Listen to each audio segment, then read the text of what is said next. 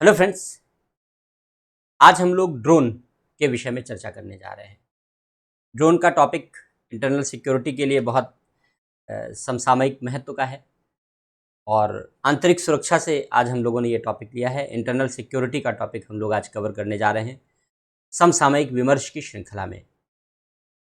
Drone हमारी आंतरिक सुरक्षा के लिए किस प्रकार चुनौतियाँ उत्पन्न कर सकता है, हमारा अध्ययन करने का उद्देश्य यही है। और क्या समाधान अपनाए जा रहे हैं, क्या समाधान होने चाहिए, भारत में क्या कदम उठाए गए हैं, इन सारी बातों के विषय में हम लोग यहाँ पर विस्तार से चर्चा करेंगे। तो एक ड्रोन के विषय में एक समग्र अध्ययन करना यहाँ पर हमारा पर्पज है। इस सामयिक विमर्श में ड्रोन के बारे में संपूर्ण चर्चा कर लेना। तो शुरुआत करते हैं हम लोग ड्रोन के बारे में चर्चा के संबंध में। आप जानते हैं ड्रोन शब्द सुनते ही आपके मन में कौतूहल सा शुरू हो जाता है। एक जिस उड़न खटोला की कल्पना की जाती रही वो एरोप्लेन के रूप में, फिर अब मानव रहित यान यानी ड्रोन के रूप में, अनमैन्ड एरियल व्हीकल या uncrewed aerial vehicle, flying robot, eye of the sky, बहुत सारे नामों से इसे पुकारा जाता है। विगत वर्षों में हम लोगों ने ये अनुभव किया है, ये देखा है कि ड्रोन का मल्टीपर्पज़ यूज़ होने लगा है। कमर्शियल यूज़ है, सिक्योरिटी के लिए यूज़ है, मॉनिटरिंग यूज़ है, डिजास्टर मैनेजमेंट में यूज़ है, एग्रीकल्चर में यूज़ है। तो मल्टीपर्पज़ यूज़ शुरू होने लगा है ड्रोन का। यहाँ तक कि अब तो डिलीवरी में, पिज्ज़ा डिलीवरी करनी है तो ड्रोन इस्तेमाल हो रहा है। अमेजॉन जो ऑनलाइन सर्विस प्रोवाइडर है, सेल एजेंसी है, अमेजॉन ने भी ड्रोन का उपयोग करना कुछ क्षेत्रों में शुरू कर दिया है। तो मल्टीपर्पज़ यूज़ है ड्रोन का। लेकिन जहाँ ड्रोन इस मल्टीपर्पज़ यूज़ के जरिए अपनी उपयोगिता सिद्ध कर रहा है, वहीं दूसरी ओर ड्रोन हमारे लिए चैलेंज भी बनता जा रहा है। पहले भी रहा है चैलेंज, लेकिन अब ज़्यादा गंभीर चैलेंज बन रहा है। विगत वर्षों में जिस तरीके से ड्रोन की एक्टिविटीज़ भारत में हुई हैं, आंकड़े बताते हैं कि 2019 से लेकर के और अभी जुलाई 2021 तक 300 से ज़्यादा ड्रोन भारत में सीमाओं के इर्द गिर्द देखे गए हैं। चिंता का विषय है ये हमारे एरियल स्पेस को डैमेज करने की कोशिश है। ये हमारे हवाई क्षेत्र को डैमेज करने की कोशिश है। ये हमारे हवाई क्षेत्र के लिए, एरियल स्पेस के लिए एक चिंता का विषय है। इतना ही नहीं, अभी एक नया पैराडाइम शिफ्ट भारत में इंटरनल सिक्योरिटी के चैलेंज, इंटरनल सिक्योरिटी के थ्रेट के विषय में देखने को मिला है। ये नया पैराडाइम शिफ्ट ये है कि अब ड्रोन का उपयोग आतंकी हमले में किया जा रहा है।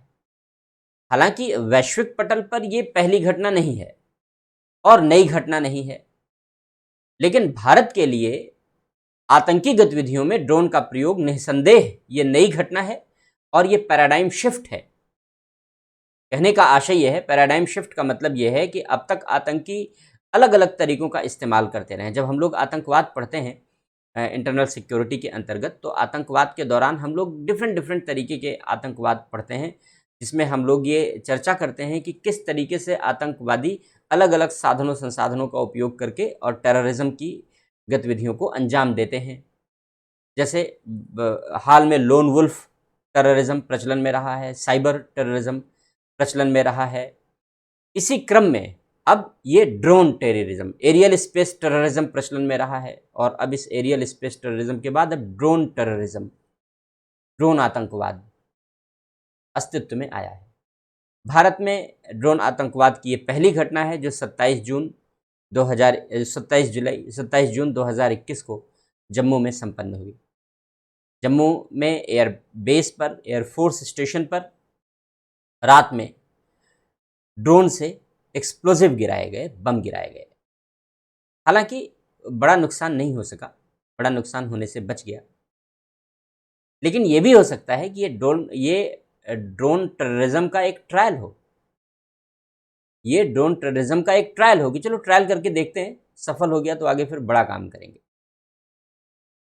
तो पाकिस्तान के आतंकी जो भारत में आतंक फैलाने का प्रयत्न कर रहे हैं, अब वे इस ड्रोन प्लेटफॉर्म पर आ चुके हैं और ये बेहतर है उनके लिए, क्योंकि पहले वे सुसाइडल टेररिज्म की बात करते थे कि भाई आप गए अपने शरीर पे बम लगा लिया और खुद जाके विस्फोट कर लिया, तो आदमी भी मरा और भी लोगों को उसने मारा।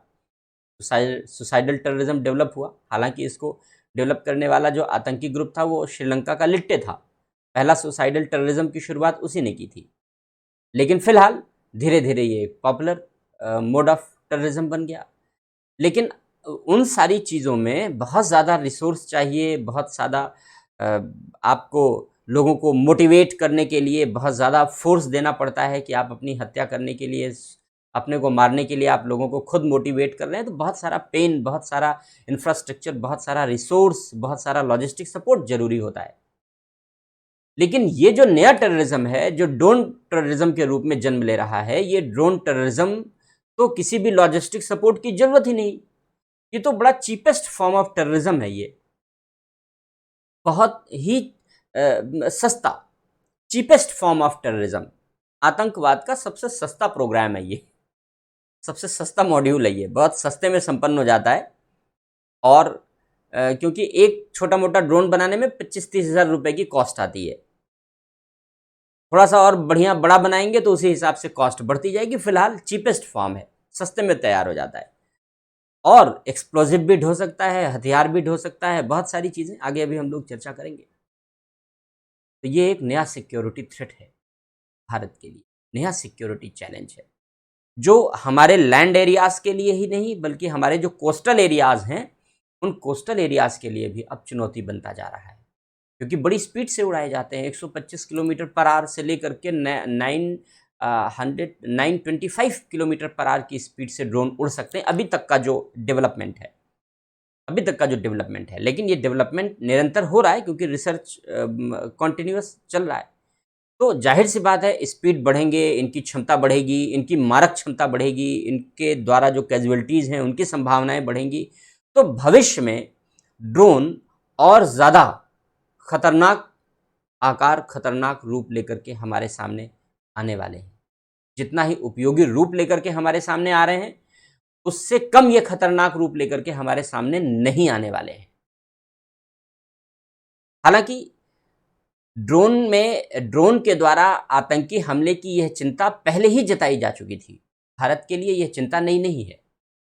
जिस तरीके से पाकिस्तान सिस्टमेटिक तरीके से भारत में टेररिज्म को प्रमोट करता है, यानी भारत स्टेट स्पॉन्सर टेररिज्म से प्रभावित है।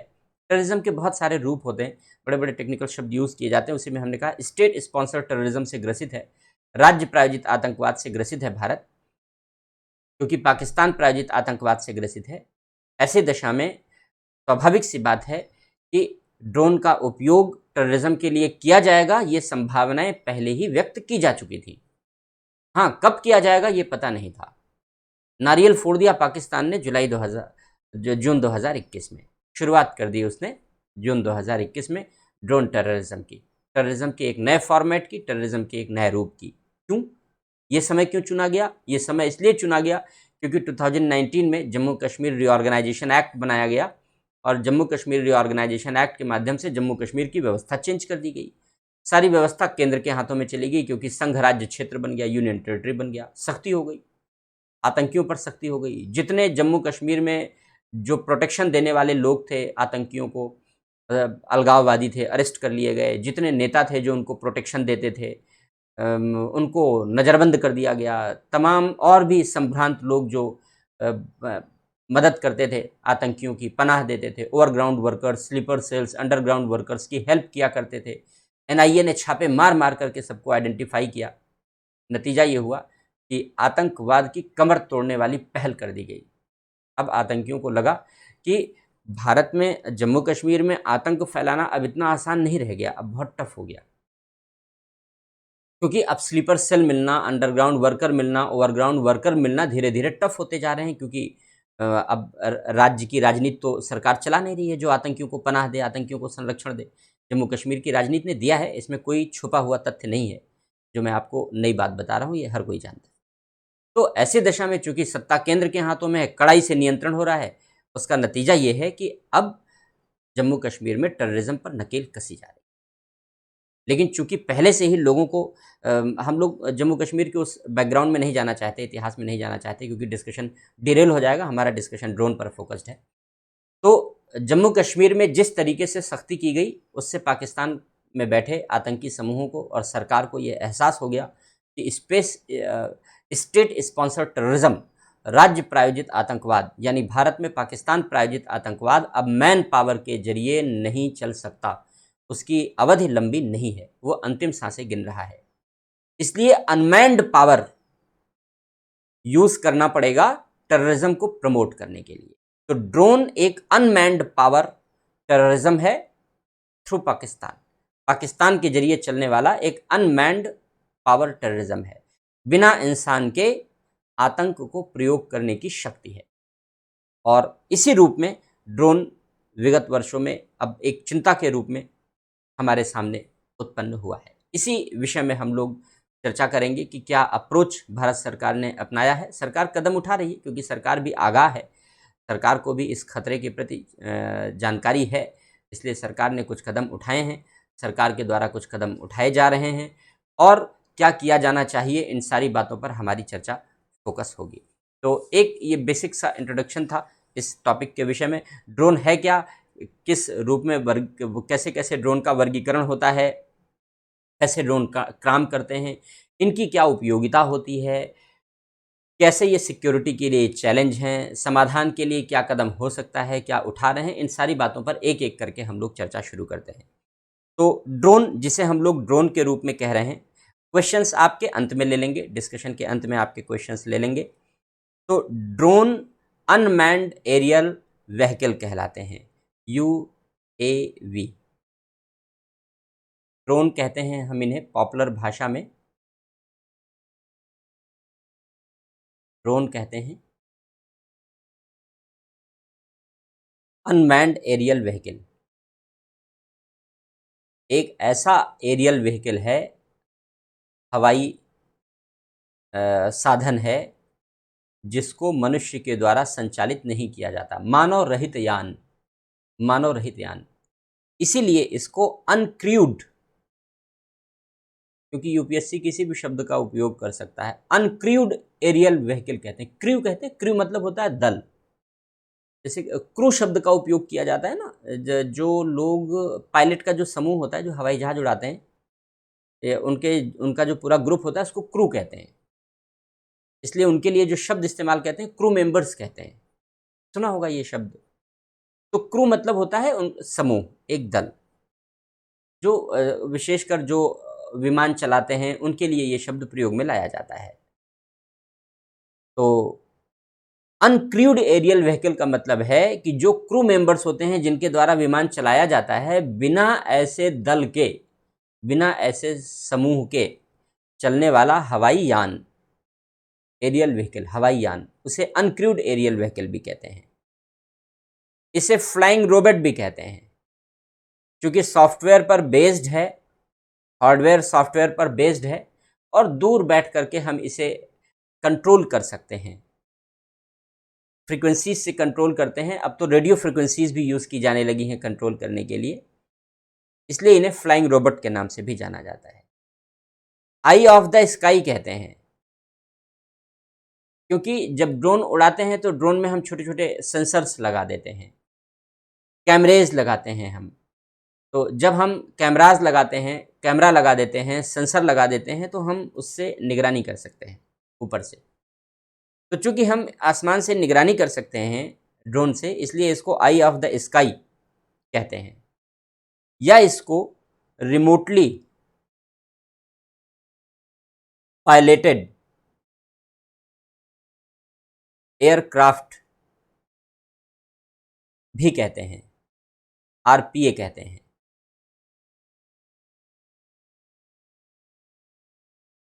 इसको रिमोटली पायलटेड एयरक्राफ्ट कहते हैं, RPA कहते हैं।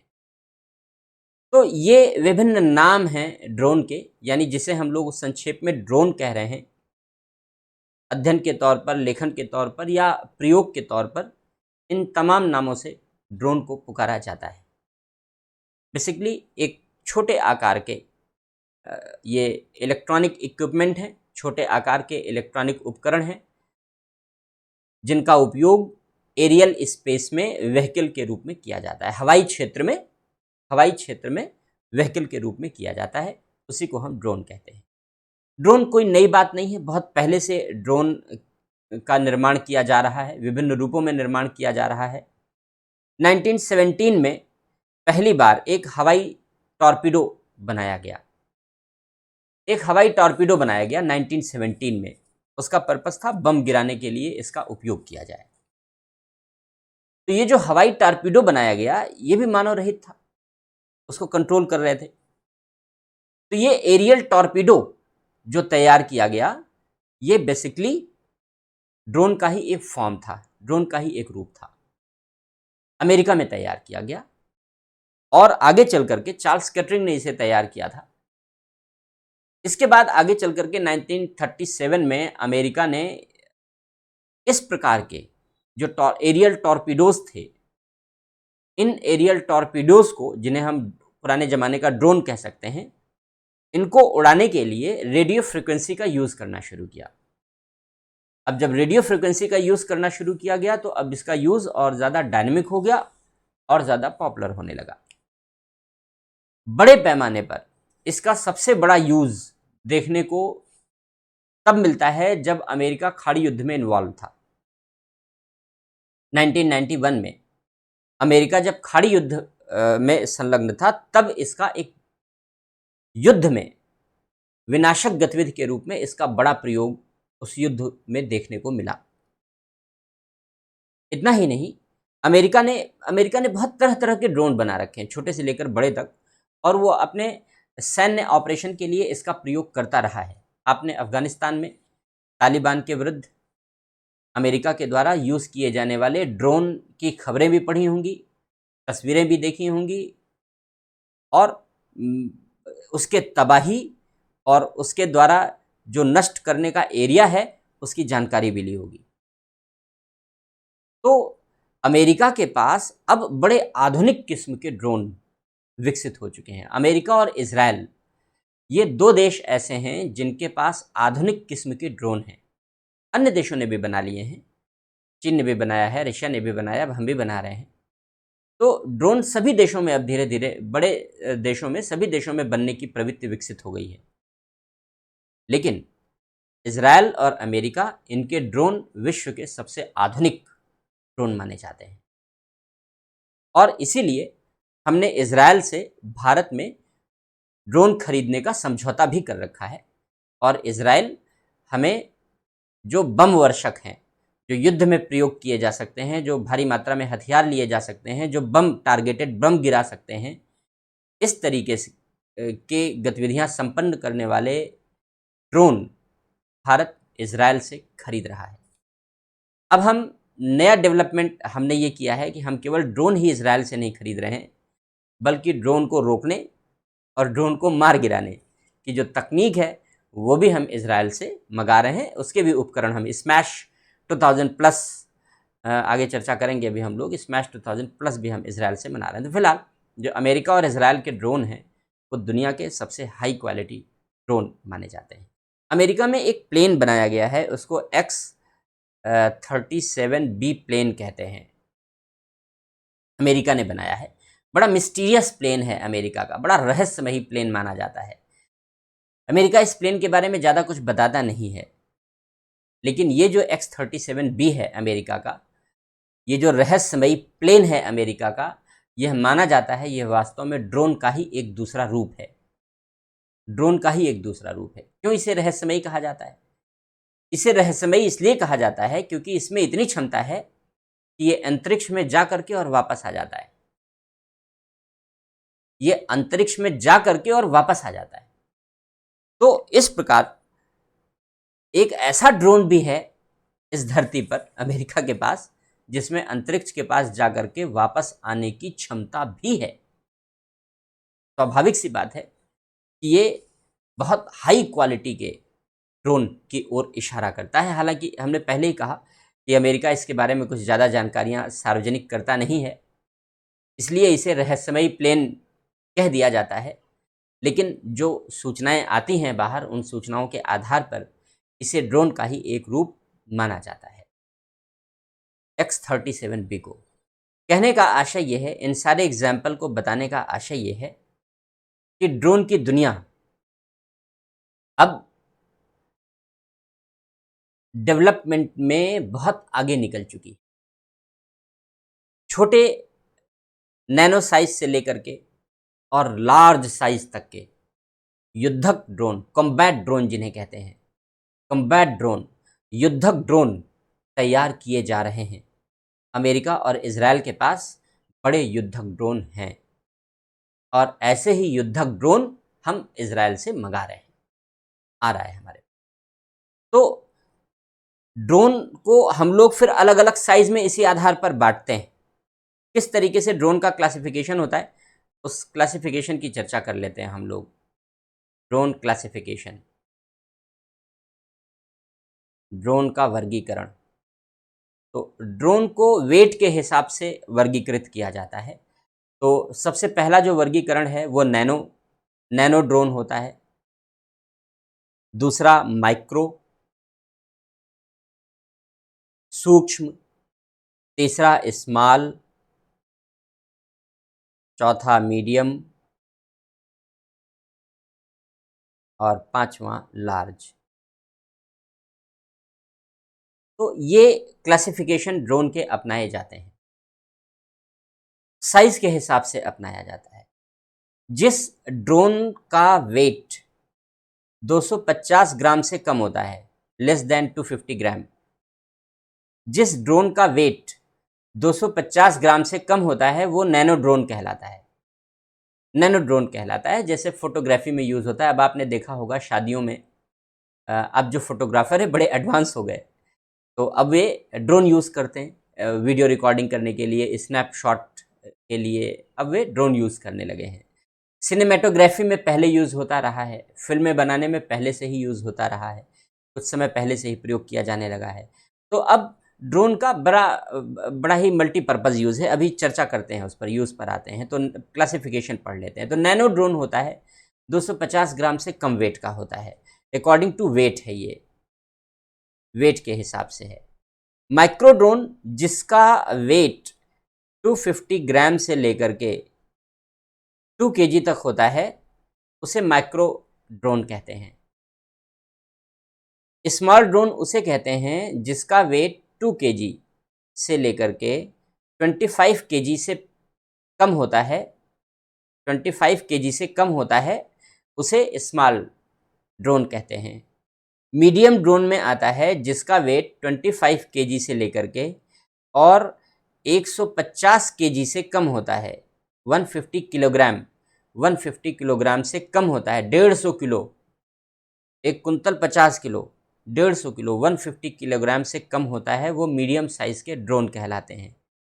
और जो युद्धक ड्रोन होते हैं, जो कॉम्बैट ड्रोन होते हैं, वो 150 किलोग्राम से ज़्यादा के होते हैं, लार्ज ड्रोन होते हैं, बड़े ड्रोन होते हैं। तो ड्रोन के साइज़ के आधार पर कि ड्रोन का कैसा साइज़ होता है, वेट कितना होता है, साइज़ में बहुत छोटे होते हैं। जो नैनो ड्रोन होते हैं वो बहुत छोटे होते हैं। कभी कभी 60 सेंटीमीटर वाले भी ड्रोन बना दिए जाते हैं, 2 फीट या 2 फीट के ड्रोन होते हैं। तो नैनो ड्रोन से लेकर के और लार्ज ड्रोन तक का क्लासिफिकेशन ड्रोन का किया गया है। इसी हिसाब से हम ड्रोन के यूज़ को मान्यता प्रदान करते हैं।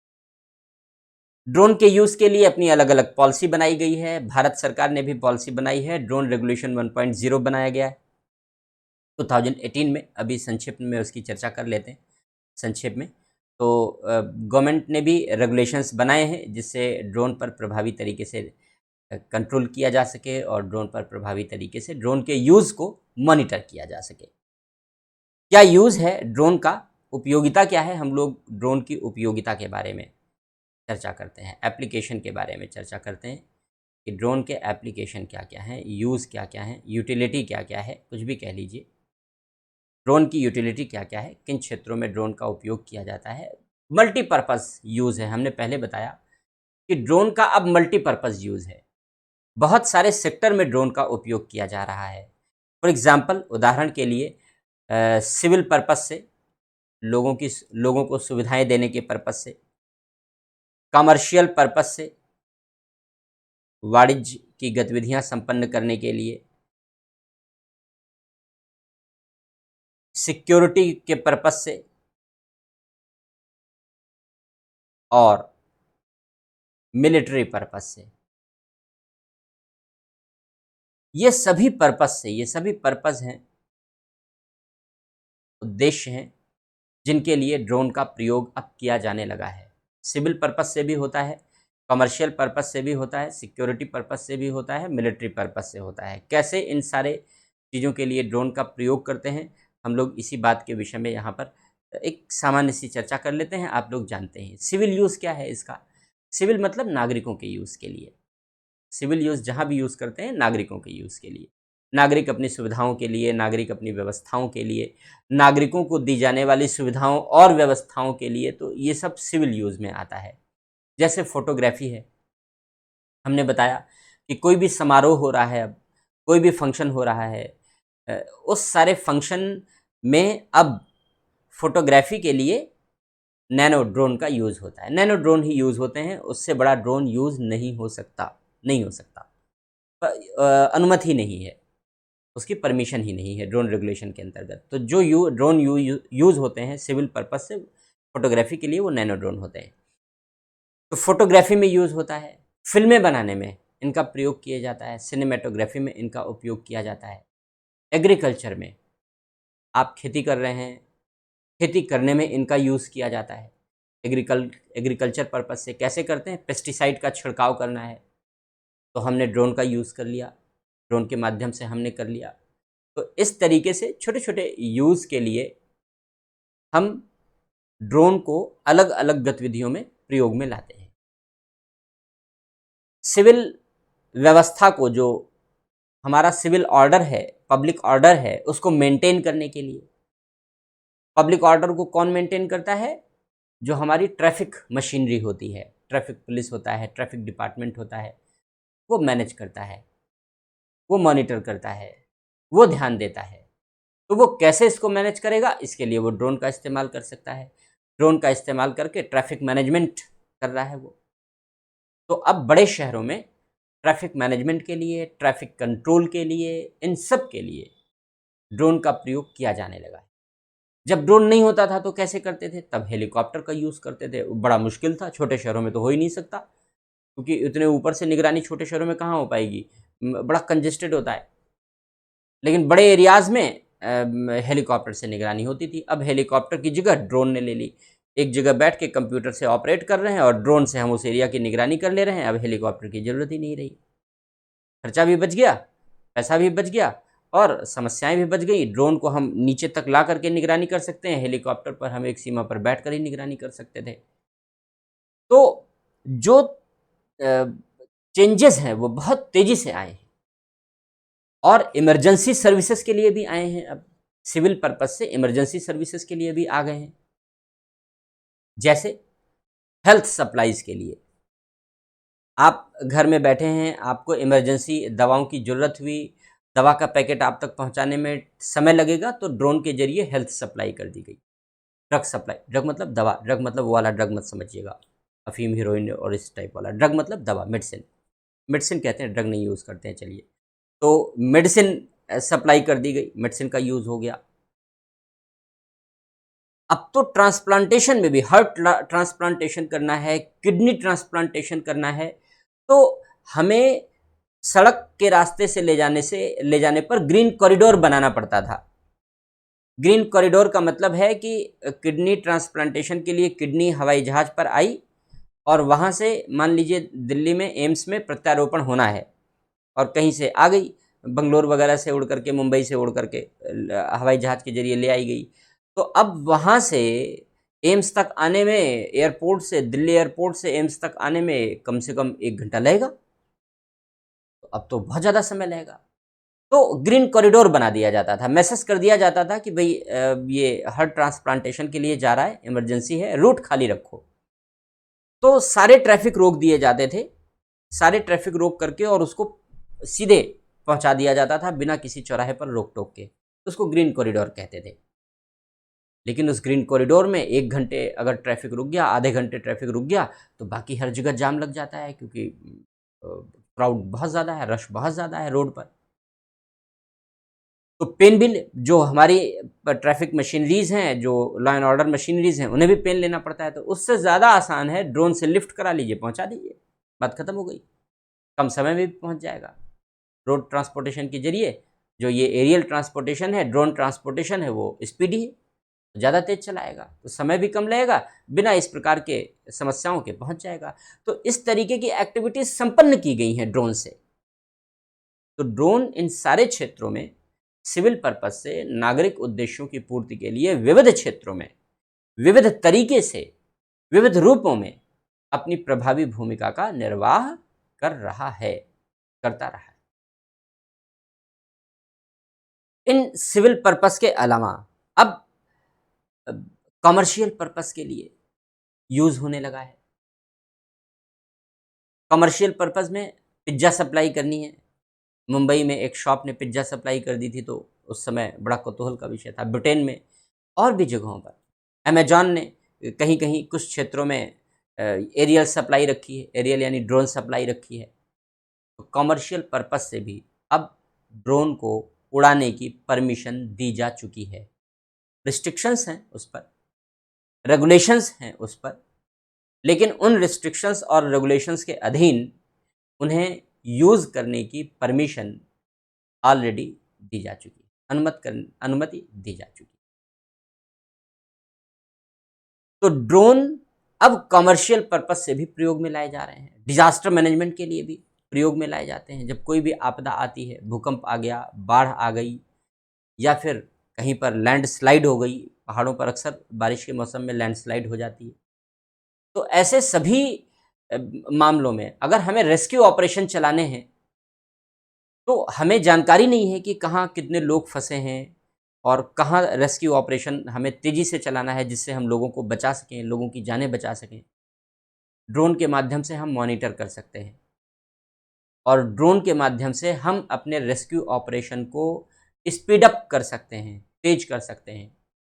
ड्रोन के माध्यम से हम अपने रेस्क्यू ऑपरेशन को अधिक सक्सेसफुल बना सकते हैं, क्योंकि कम समय में ज़्यादा लोगों को आइडेंटिफाई करके और उनके लिए बचाव कार्य का प्रयास ड्रोन के माध्यम से किया जा सकता है।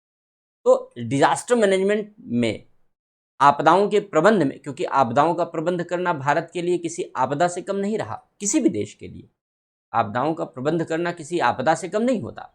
ऐसे परिप्रेक्ष्य में ड्रोन की मदद, ड्रोन का उपयोग डिजास्टर मैनेजमेंट के लिए, आपदा प्रबंध के लिए एक नई सुविधा का निर्माण करता है, जहां कम समय में डिजास्टर में फंसे हुए लोगों को आसानी से आइडेंटिफाई करके और उन्हें चेक किया जा सकता है।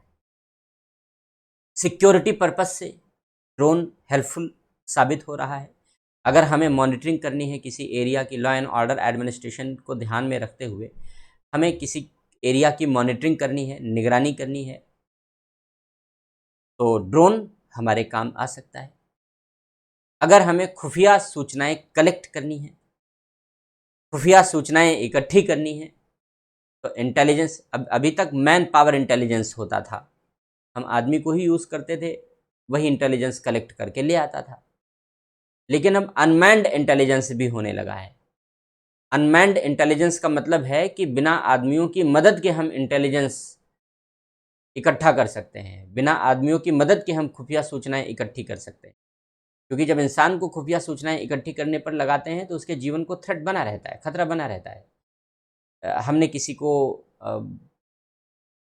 उर्दू सिखा करके और तमाम उर्दू, अरबी, ये सारी भाषाएं सिखा करके, उनका कल्चर सिखा करके हमने उनको आतंकी बना करके, आतंकी साहित्य पढ़ा करके, ट्रेंड करके हमने उन्हें आतंकी कैंपों में ज्वाइन करा दिया। अब वो वहाँ से हमें इनपुट भेज रहे हैं, लेकिन कितना बड़ा खतरा है। अगर इस इनपुट में कभी वो आइडेंटिफाई हो गए, तुरंत जान जाएगी, और जान ही नहीं जाएगी, बहुत ही टॉर्चरस तरीके से मारा जाएगा।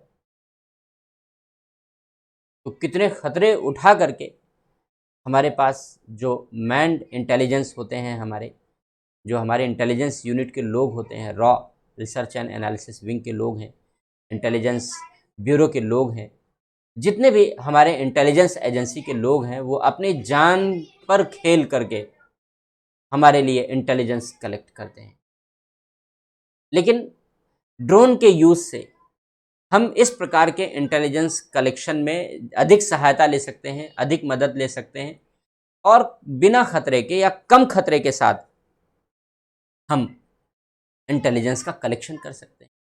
तो सिक्योरिटी के थ्रेट्स को कम कर सकते हैं। जो लेफ्ट विंग एक्सट्रीमिज्म वाले एरियाज़ हैं, वाम उग्रवादी एरियाज़ हैं, जहां वाम उग्रवाद का प्रसार है, दंड कारण का वन, जहां वाम उग्रवाद की जड़ें गहरी हैं, ऐसी एरियाज़ में वाम उग्रवाद के खात्मे के लिए, वाम उग्रवाद को नष्ट करने के लिए हम इन अनमैन्ड एरियल व्हीकल का यूज़ कर सकते हैं, यूएई का यूज़ कर सकते हैं, ड्रोन का यूज़ कर सकते हैं।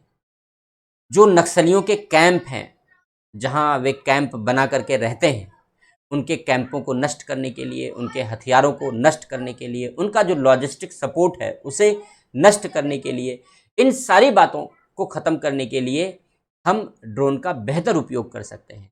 तो अगर लेफ्ट विंग एक्सट्रीमिज्म पर हमें नियंत्रण लगाना है, क्योंकि इनको तो ख़त्म करना है और इनके दिन गिने चुने बचे हैं, हमने कठोरता से कदम उठाना शुरू कर दिया। हाँ, ये बात अलग है कि बीच बीच में ये बड़े हमले कर ले जाते हैं, ठीक है, कुछ दिनों की बात है, कर लें, लेकिन हमने कमर कस ली है और इनके दिन गिने चुने शेष हैं, इसलिए ज़्यादा दिनों तक अब ये जिंदा नहीं रहेगा लेफ्ट विंग एक्सट्रीमिज्म। लेकिन अभी तो फिलहाल है ही, गहरी जड़ों के साथ है।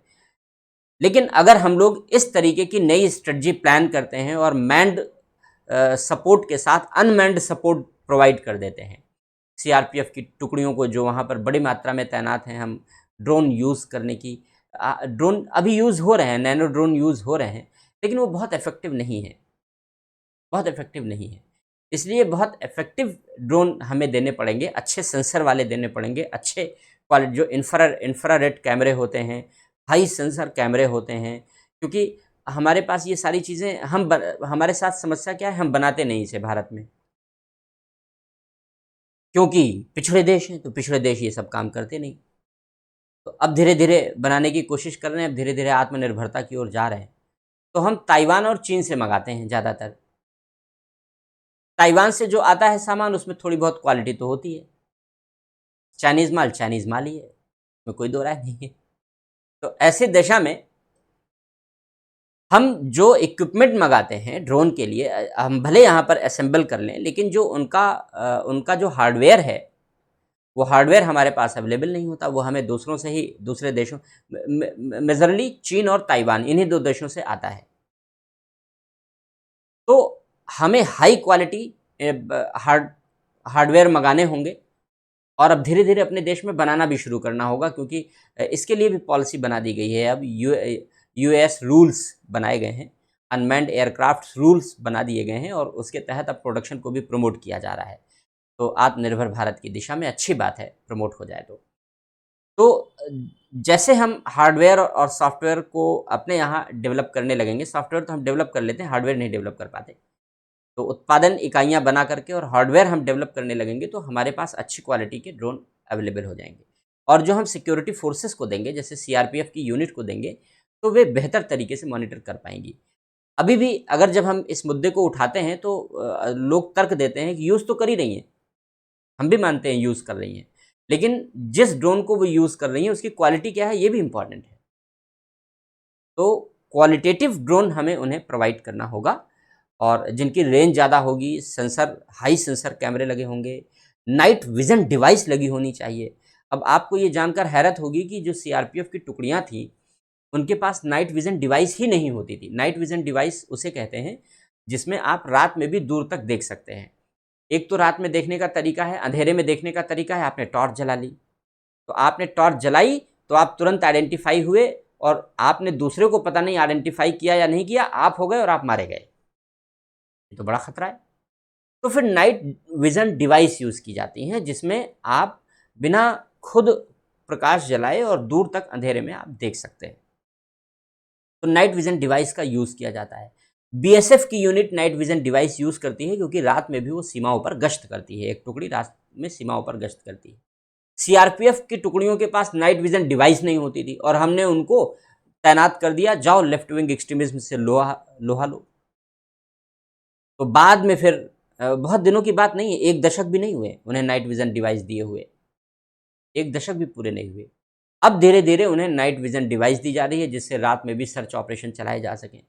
हालांकि हम कितने घटिया सर्च ऑपरेशन चलाते हैं, जो लेफ्ट विंग एक्सट्रीमिस्ट के अगेंस्ट जो सीआरपीएफ यूनिट काम करती है, उनके लीडर कितने घटिया हैं, यानी जो अधिकारी काम करते हैं, जो प्लान बनाते हैं, जो प्रोग्राम बनाते हैं सर्च ऑपरेशन का, वो कितने घटिया हैं। इस बात का अंदाज़ा आप इसी तथ्य से लगा सकते हैं कि हर साल 1-2 घटनाएं सर्च ऑपरेशन के दौरान घटित हो जाती हैं। इसका मतलब है कि जो उनका लीडर है, जो आईपीएस अधिकारी है, जो उस टुकड़ी के कमांडेंट के रूप में काम कर रहा है, उसके पास इतनी अकल नहीं है कि सर्च ऑपरेशन की रणनीति कैसे बनाई जाती है। उसके पास इतनी अकल नहीं है कि वो अच्छा इंटेलिजेंस इनपुट इकट्ठा कर ले और इंटेलिजेंस इनपुट इकट्ठा करके तब वो रणनीति बनाए। उसके पास इतनी अकल नहीं है कि वो plan A, plan B, plan C, plan D, plan E तैयार करके तब वो रणनीति बनाए।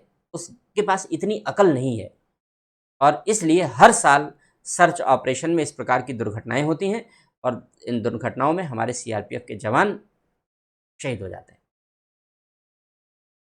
तो हालांकि वो एक अलग मैटर है, मैं उस पर डिस्कशन नहीं करना चाहता, लेकिन कहने का आशय ये है कि हम यहाँ पर ड्रोन का इस्तेमाल कर सकते हैं, ड्रोन का प्रयोग कर सकते हैं और ड्रोन का प्रयोग करके हम अपने सिक्योरिटी थ्रेट्स को कम कर सकते हैं।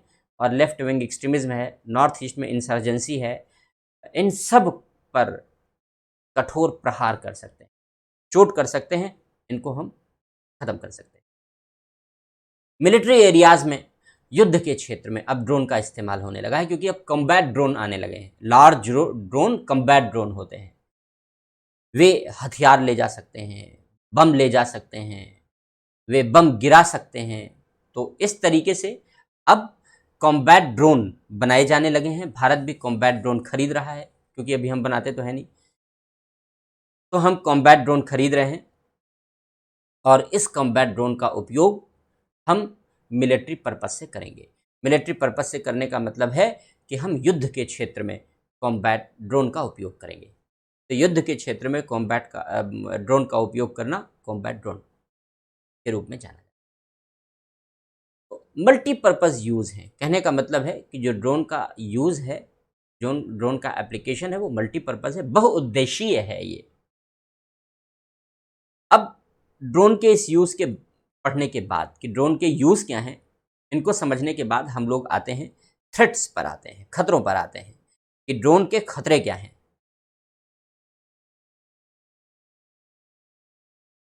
थ्रेट्स क्या हैं,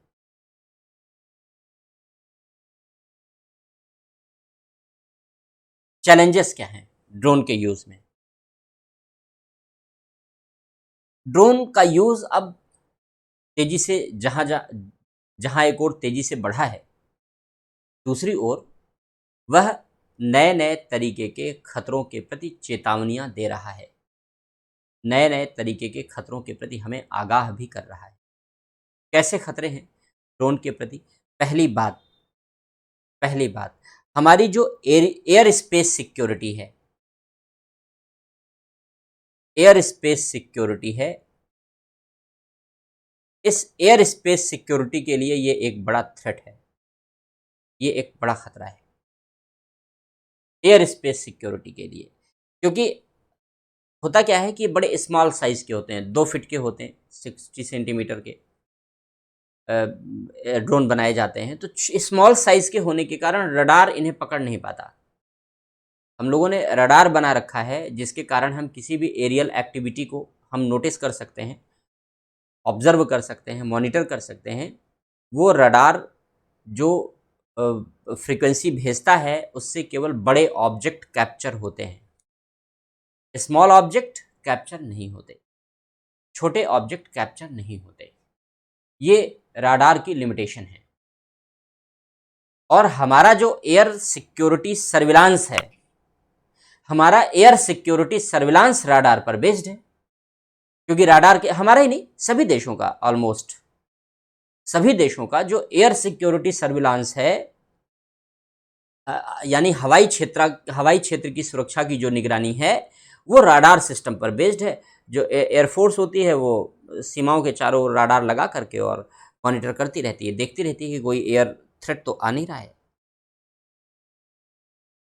लेकिन ये पकड़ में ही नहीं आते, ड्रोन पकड़ में ही नहीं आते राडार में।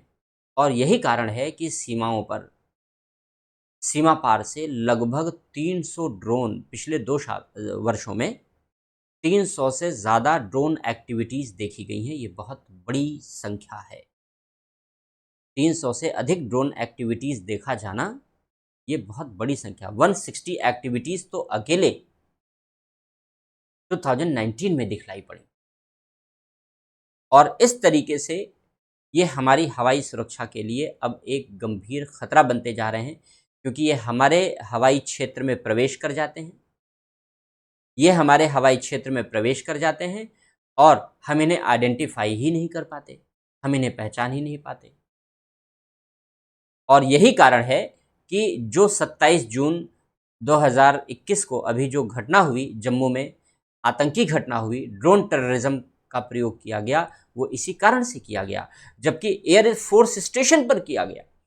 एयर फोर्स स्टेशन की सिक्योरिटी और स्ट्रांग होती है, वो रडार के क्लोज मॉनिटर जोन में होता है, क्योंकि हमारे एयर स्पेस की सिक्योरिटी के खतरे के साथ हमारे हवाई अड्डे हैं, विशेषकर जो एयरफोर्स के स्टेशन हैं, उनकी सुरक्षा सबसे ज़्यादा खतरे में रहती है। तो ऐसे सेंसिटिव सिक्योरिटी एरियाज को भी ड्रोन ने पेनिट्रेट कर दिया, ड्रोन ने भेद दिया और हमारे राडार सिस्टम से वो इम्यून रहा, बचा रहा। ये बेहद चुनौती का विषय है, ये चिंता का विषय है। तो हमें ऐसे इक्विपमेंट खोजने पड़ेंगे, उपकरण खोजने पड़ेंगे, जिससे कि हम अब हम ड्रोन का आइडेंटिफिकेशन टाइम रहते कर सकें।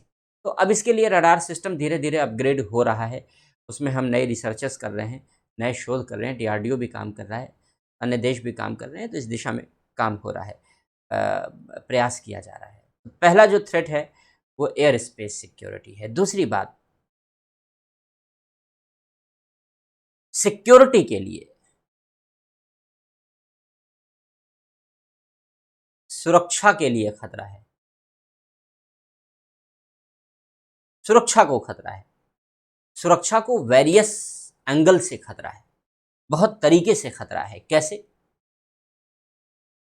ड्रोन सारे खतरों की चर्चा करते हैं कि कैसे सुरक्षा के लिए खतरा। ड्रोन के माध्यम से हथियार सप्लाई होते हैं और हथियार सप्लाई हुए हैं भारत में।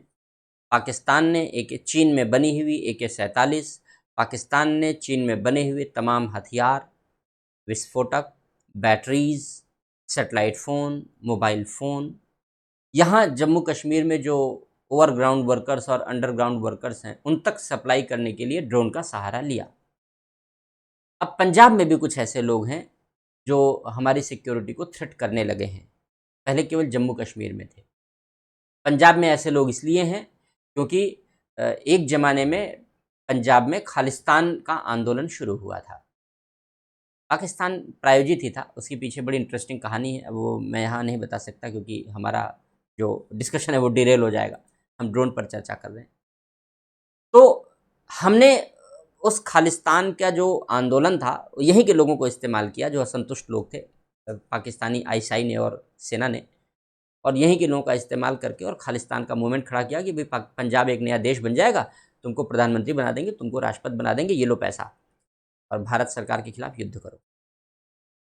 हालांकि हमने खालिस्तान आंदोलन का समापन वैसे किया जैसे गुब्बारे में पिंच बो दी जाती है। इसके लिए बड़ी गालियां पड़ी पाकिस्तानी सेना को और पाकिस्तानी आईएसआई एजेंसी को, बहुत बुरी तरीके से। फिलहाल वो एक अलग घटनाक्रम है। तो जब खालिस्तान आतंकवाद खत्म हो गया, हमने KPS गिल जैसा अधिकारी तैनात कर दिया, जिसने मारो काटो अभियान मचा रखा था कि कोई भी आतंकी पकड़ो, लाना मत मेरे पास, ये जनाब पकड़ के लाएं, चलो मुकदमा दर्ज करो और न्यायालय तक ले जाओ। बोले इतनी फुर्सत नहीं मेरे पास कि पकड़ के लाओ और न्यायालय तक ले जाएं और हम मुकदमा चलाएं और न्यायालय बोले साक्ष्य नहीं है, बरी कर दो, बाइज्जत बरी कर दिया, और फिर वो जाकर के आतंकी हमला कर दिया। तो क्योंकि न्यायालय की आंख पे तो पट्टी बंधी हुई है, जब तक आप उसको गहरा साक्ष्य नहीं दे देंगे और दूसरा वकील उसे बचा ले जाने की क्षमता अगर रखता है तो बचा ले जाएगा। तो ऐसी दशा में केपीएस गिल ने कह दिया, बोले जितने भी आतंकी हैं चुनो मारो, जितने भी सपोर्ट करने वाले लोग हैं चुनो मारो। और आपको बुरा लग रहा होगा ये सुनकर के, कुछ बुद्धिजीवियों को बुरा लग जाता है जब मैं इस तरीके से बताता हूँ। वो कहते हैं मानवाधिकार का क्या होगा। अब जब वो बम मार करके लोगों की हत्या कर रहे हैं तब मानवाधिकार की याद नहीं आती, लेकिन जब उनको पकड़ के मार रहे हैं तो मानवाधिकार की याद आ जाती है। ये भी बुद्धिजीविता की बेमिसाल सोच है हमारे देश में। और ये बेमिसाल सोच इसलिए है क्योंकि वो हाई सिक्योरिटी जोन में रहते हैं, वो अलग रहते हैं, ऐसे लोगों के प्रति सिंपैथी रखते हैं और उनके परिवार के लोग मारे नहीं जाते। जिस दिन उनके लड़के मार दिए जाएंगे, जिस दिन उनके परिवार के बच्चे बम विस्फोट में मार दिए जाएंगे, तो बुद्धिजीविता सारी समझ में आ जाएगी, उनको पता लग जाएगा कि मानवाधिकार की असली परिभाषा क्या होती है। लेकिन ठीक है, एयर कंडीशन कमरे में बैठ करके और मानवाधिकार की बड़ी बातें करना ये आजकल का फैशन है, फैशन भी अब बन गया है। तो केपीएस गिल ने, ये केपीएस गिल को हम लोग श्रेय देते हैं कि अगर केपीएस गिल जैसा आईपीएस अधिकारी नहीं होता तो शायद पंजाब में खालिस्तान का आतंकवाद खत्म नहीं होता। और उनके उस काबिले तारीफ रणनीति ने खालिस्तान को जड़ से ख़त्म कर दिया। अब खालिस्तान को जड़ से ख़त्म कर दिया तो खालिस्तानी कुछ नेता ऐसे थे जिन्होंने जान बचा करके ब्रिटेन में शरण ले ली, कुछ ने कनाडा में शरण ले ली, कुछ ने अमेरिका में शरण ले ली। और अब वहाँ से उन्होंने खालिस्तान मूवमेंट को धीरे धीरे धीरे धीरे ऑक्सीजन देना शुरू किया। कुछ दिनों तक तो शांत बैठे थे, ऑक्सीजन देना शुरू किया। अब जब ऑक्सीजन देना शुरू किया तो धीरे धीरे अब असंतुष्ट लोग कुछ समय बाद फिर पैदा हो जाते हैं। तो अब फिर कुछ लोग असंतुष्ट पैदा हो गए। नतीजा ये हुआ कि उन्होंने फिर भारत के उन असंतुष्टों से संपर्क किया कि भाई देखो, ये तो हमारा खालिस्तानी मूवमेंट था, अब बंद हो गया, चलो फिर से शुरू करते हैं। तो फिर से पंजाब में खालिस्तान मूवमेंट की सुगबुगाहट जन्म ले चुकी है। दुर्भाग्य का विषय है जब केपीएस गिल जैसा अधिकारी नहीं है, और अब ऐसा काम भी नहीं हो सकता क्योंकि उस समय मानवाधिकार आयोग नहीं था, अब तो राष्ट्रीय मानवाधिकार आयोग बैठ गया है। तो नतीजा ये है कि मानवाधिकारों के नाम पर, बुद्धिजीविता के नाम पर, अभिव्यक्ति की आज़ादी के नाम पर खालिस्तान मूवमेंट फिर से पंजाब में अपनी जड़ें जमाने की कोशिश कर रहा है।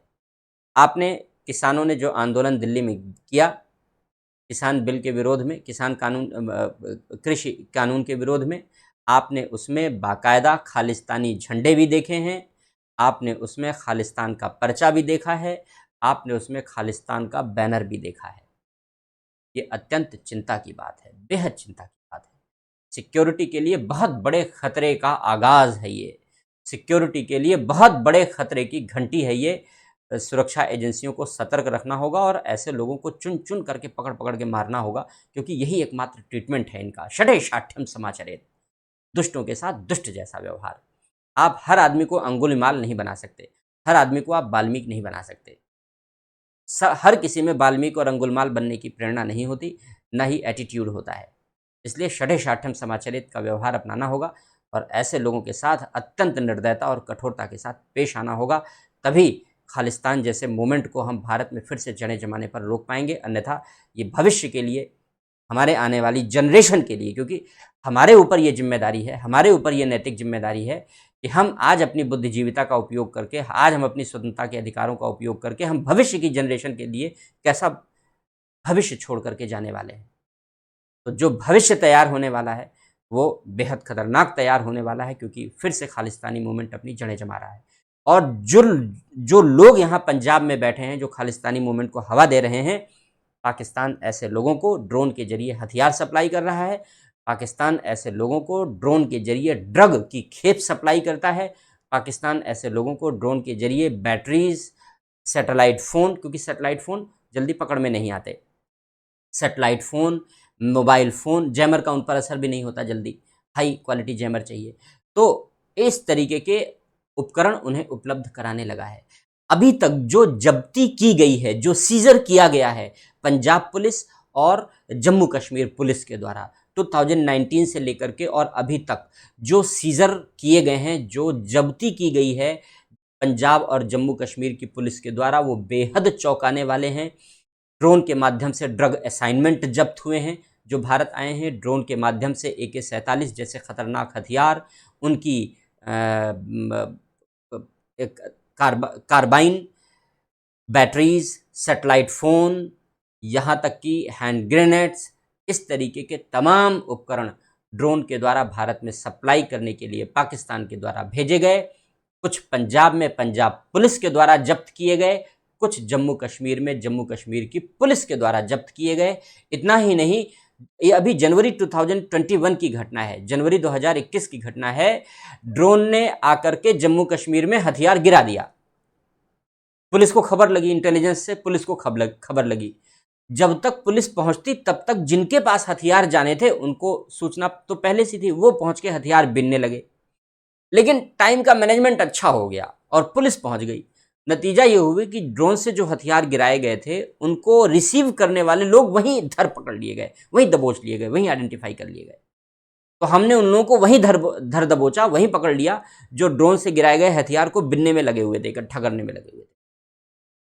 तो इस तरीके की जो एक्टिविटीज हैं, ये एक्टिविटीज हुई हैं विगत वर्षों में। 2019 से ये एक्टिविटीज कंटिन्यूअस बढ़ी हैं तेजी से।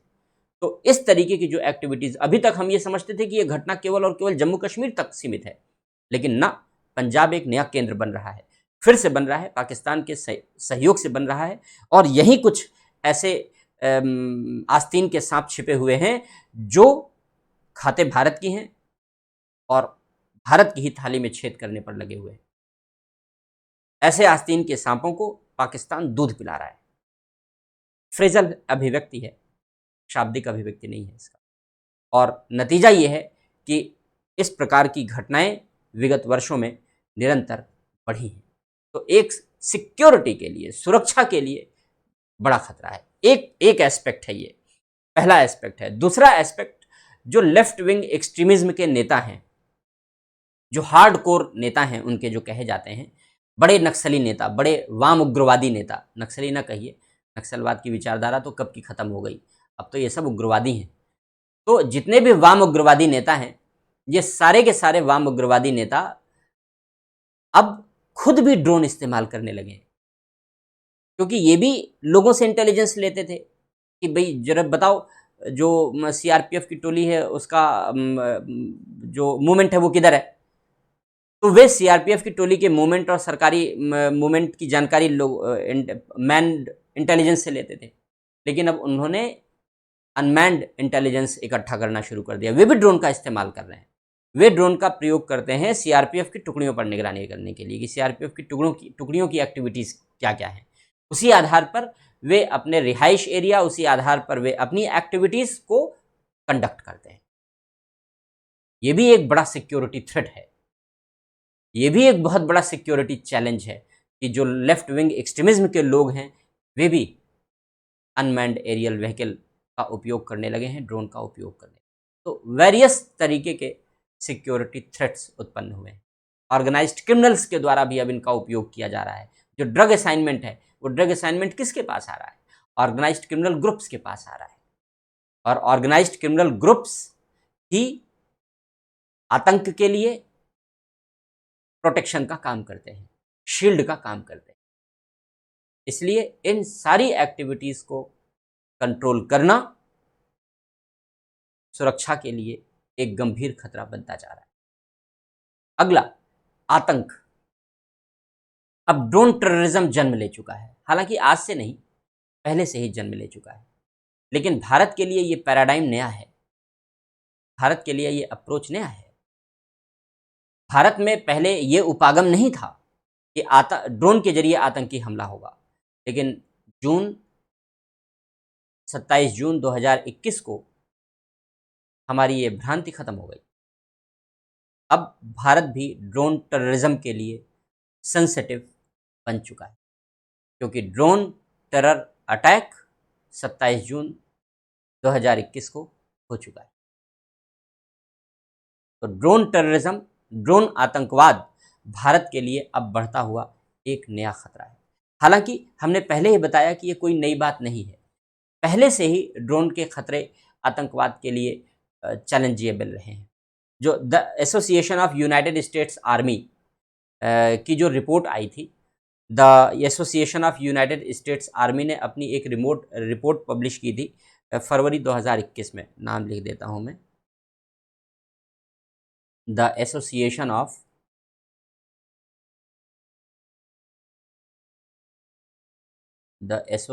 ऑफ यूनाइटेड स्टेट्स आर्मी, इसने फरवरी 2021 में एक रिपोर्ट पब्लिश की थी। रिपोर्ट का नाम था the role of the drones in future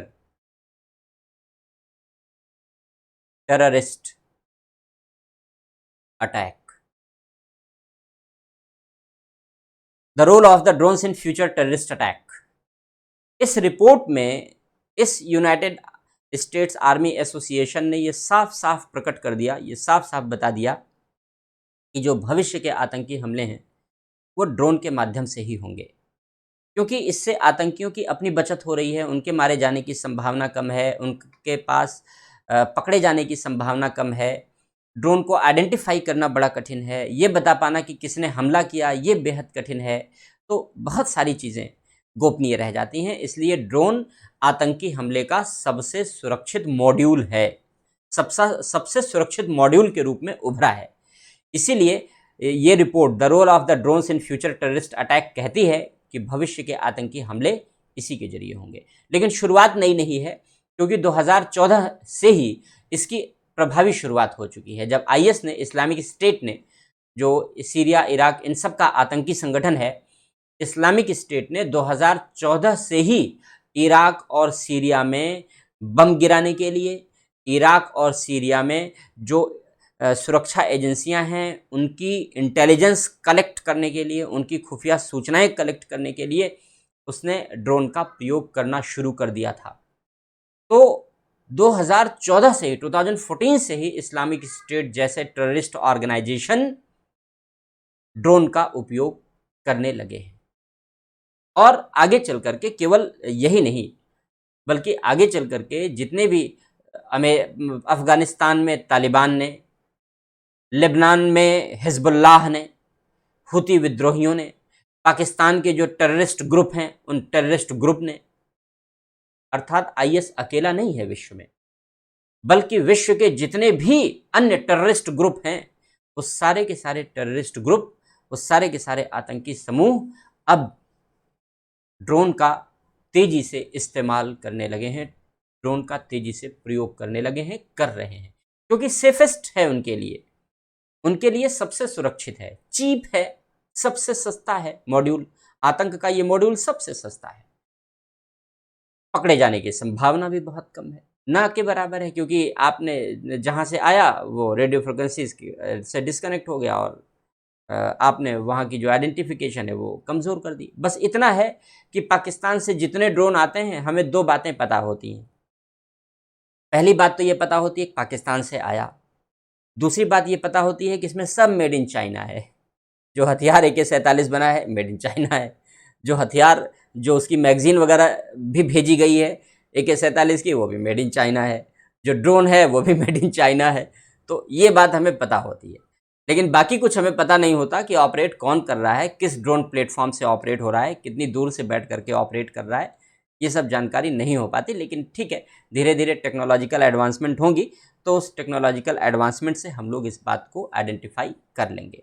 और यही कारण है कि 2019 से जितनी घटनाएं हुई उन घटनाओं में अभी हमारा आइडेंटिफिकेशन वीक है, केवल हमारे एस्टिमेशन पर बेस्ड है। 2019 में 2019 में 167 घटनाएं हुई ड्रोन देखे जाने की। 2019 में ही पंजाब पुलिस ने ड्रोन असाइनमेंट को सीज किया, हथियारों को सीज किया जो ड्रोन के द्वारा गिराए गए। जो जून 2020 में फिर से पंजाब और जम्मू दोनों जगहों पर पुलिस ने हथियार आदि ये सब तमाम चीज़ें सीज की। जनवरी 2021 में जम्मू कश्मीर पुलिस ने उन लोगों को आइडेंटिफाई कर लिया जो ड्रोन से हथियार गिराए जाने के बाद उनको रिसीव कर रहे थे, उनको इकट्ठा कर रहे थे। तो ये अनेक इंसिडेंट हैं, ये अनेक एग्जाम्पल हैं जो ये दर्शाते हैं कि ड्रोन की एक्टिविटीज़ भारत में अब तेजी से बढ़ रही है। चैलेंज क्या है, इनको मीट आउट करने के लिए क्या उपाय किए जाने चाहिए और उन उपायों में चैलेंज क्या है। हमने ड्रोन को आइडेंटिफाई करने के लिए अब हम रडार को मॉडिफाई कर रहे हैं, क्योंकि हमने बताया कि रडार की सबसे बड़ी लिमिटेशन ये है, क्योंकि एरियल सिक्योरिटी के लिए, हवाई क्षेत्र की सुरक्षा के लिए हम रडार का उपयोग करते हैं। लेकिन रडार की चुनौती ये है, हम बहुत टेक्निकल स्पेसिफिकेशन में नहीं जा रहे हैं, क्योंकि वो आपकी इंटरनल सिक्योरिटी के लिए ज़रूरत नहीं है और लेक्चर को अनावश्यक बोरिंग बना देगा। तो हम उतनी बातें कर रहे हैं जो हमारे एग्ज़ाम के लिए उपयोगी हैं। तो रडार का उपयोग हम करते रहे हैं। हालांकि अब रडार मॉडिफिकेशन चल रहा है, जिससे कि छोटे ऑब्जेक्ट भी आइडेंटिफाई कर किए जा सकें, लेकिन बेहद कठिन काम है, ये आसान काम नहीं। ड्रोन छोटे साइज़ के होने के कारण, स्मॉल साइज़ के होने के कारण इनको आइडेंटिफाई करना बेहद कठिन होता है। स्पीड भी बहुत अच्छी होती है, 125 से 925 किलोमीटर पर आवर की स्पीड से अभी के ड्रोन उड़ते हैं। हालांकि आगे स्पीड और बढ़ेगी, क्योंकि डेवलपमेंट कंटिन्यूअस हो रहे हैं, रिसर्च एंड डेवलपमेंट लगातार किए जा रहे हैं। लेकिन छोटे साइज़ के होने के कारण हमारे लिए आइडेंटिफाई करना बेहद कठिन है। तो कैसे इस चैलेंज को मीट आउट करें, एक बात। दूसरी बात, ड्रोन हथियार लेकर आया है, विस्फोटक लेकर आया है, ये तमाम चीज़ें हैं, या अलग अलग तरीके के असाइनमेंट लेकर आया है। इस बात को भी ध्यान में रखते हुए हमें ड्रोन को काउंटर करने पर हमें ध्यान देना होगा। ड्रोन को काउंटर करने के लिए विश्व के सभी देशों ने पहल की है, क्योंकि भारत की ही सुरक्षा खतरे में नहीं है, ड्रोन से सभी देशों की सुरक्षा खतरे में है। इसलिए सभी देशों ने इस दिशा में पहल करनी शुरू की है। इजराइल, अमेरिका जैसे देशों में ज़्यादा एडवांस डेवलपमेंट किया है। उन्हीं में से कुछ को हम भी अपनाने की कोशिश कर रहे हैं। हमने मोटे तौर पर 2-3 तरीके का अप्रोच अपनाया है इसके लिए। क्या समाधान के तरीके हम लेकर के चल रहे हैं ड्रोन के इस चैलेंज के लिए?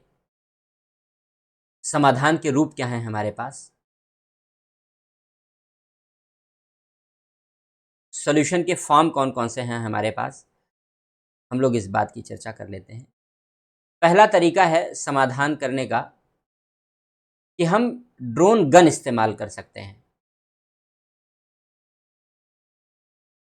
ड्रोन गन इस्तेमाल कर सकते हैं। ड्रोन गन एक लेज़र गन होती है, और हम लेज़र का उपयोग करके, जैसे हमने लेज़र से उस पर यूज़ किया, तो हम उसको वहीं पर उतरने के लिए मजबूर कर सकते हैं, क्योंकि उसकी जो फ्रीक्वेंसी है, जिस रेडियो फ्रीक्वेंसी से वो ऑपरेट हो रहा है, हम उसकी रेडियो फ्रीक्वेंसी को अपने लेज़र फ्रीक्वेंसी से सीज़ कर सकते हैं और उसको वहीं पर नीचे उतरने के लिए मजबूर कर सकते हैं, ड्रोन गन का प्रयोग करके। एक तो ये तरीका हम इस्तेमाल कर सकते हैं। दूसरा हमारा जो तरीका है ड्रोन गन के बाद, वो स्काई फेंस है। स्काई फेंस है हमारा तरीका। स्काई माने आसमान, फेंस मतलब बाड़ें लगाना। जैसे कटीले तार लगाते हैं ना सीमाओं पर, उसको फेंस कहते हैं। बाड़बंदी है। तो अब ये स्काई बाड़बंदी क्या होगी? स्काई बाड़बंदी क्या होगी? तो इसका मतलब ये होता है, स्काई फेंस का यहाँ मतलब ये होता है कि हम ऐसे सिग्नल्स का प्रयोग करें ड्रोन पर, जिससे ड्रोन को जो टारगेट दिया गया है, जहाँ से ये ऑपरेट हो रहा है, उसको एक टारगेट दिया गया है, उसको एक पाथ दिया गया है, उसको एक रास्ता दिया गया है कि यहाँ जाना है और ये काम करके आना है। तो ड्रोन अपने रास्ते से भटक जाए, यानी वो सिग्नल को अब जो जहाँ से वो सिग्नल रिसीव कर रहा है, अब वो उस सिग्नल को रिसीव करके उसके आइडेंटिफाई करने की क्षमता वीक हो जाती है। क्योंकि जब तक वो अपना सिग्नल रिसीव कर रहा है, अपने सिग्नल को आइडेंटिफाई कर रहा है, तब तक वो उसी के अनुसार काम करेगा जैसा कि वो सिग्नल अपने ड्रोन प्लेटफॉर्म से रिसीव कर रहा है। ड्रोन पोर्ट भी कहते हैं उसको, ड्रोन पोर्ट से भी रिसीव कर रहा है। तो हमारी कोशिश ये होगी कि हम ऐसे सिग्नल्स उस पर भेजें अपनी तरफ से, जिससे कि वो अपने सिग्नल से उसकी कंट्रोलिंग खत्म हो जाए। जो उसके ओरिजिनल सिग्नल हैं उनसे उसकी कंट्रोलिंग खत्म हो जाए, तो रास्ता भटक जाए जिसे कहते हैं। तो रास्ता भटकाना, इससे जमीन पर उतारना होता है, इससे रास्ता भटकाना होता है कि रास्ता भटका दिया हमने। तीसरा तरीका प्रयोग में लाया जाता है, वो होता है एथना, ATHENA। एथना का मतलब है advance test high energy asset. Advance test high energy asset, advance test high energy asset, ये एथना है। Advance test high energy asset, इसको एथना कहते हैं। तो इसका मतलब होता है इसमें भी लेज़र बीम यूज़ करते हैं हम, लेकिन इसमें हमारी लेज़र बीम इतनी हाई क्वालिटी की होती है, इतनी हाई इंटेंसिटी की होती है कि हम वहीं पर ड्रोन को नष्ट कर देते हैं, ड्रोन को नष्ट कर देते हैं। तो ये एथना कहलाता है, advance test high energy asset कहलाता है। इज़राइल के पास, अमेरिका के पास बहुत सारे एथना इक्विपमेंट्स हैं जिससे वो ड्रोन को नष्ट कर देते हैं। तो हम भी इस दिशा में काम कर रहे हैं, सोच रहे हैं काम करने की। अभी तो फ़िलहाल नहीं कर पाए हैं, तो DRDO इस पर वर्क कर रहा है। और जो अगला है वो है ड्रोन नेट, ड्रोन नेट, या इसको ड्रोन केयर भी कहते हैं, ड्रोन केयर कहते हैं या ड्रोन नेट कहते हैं।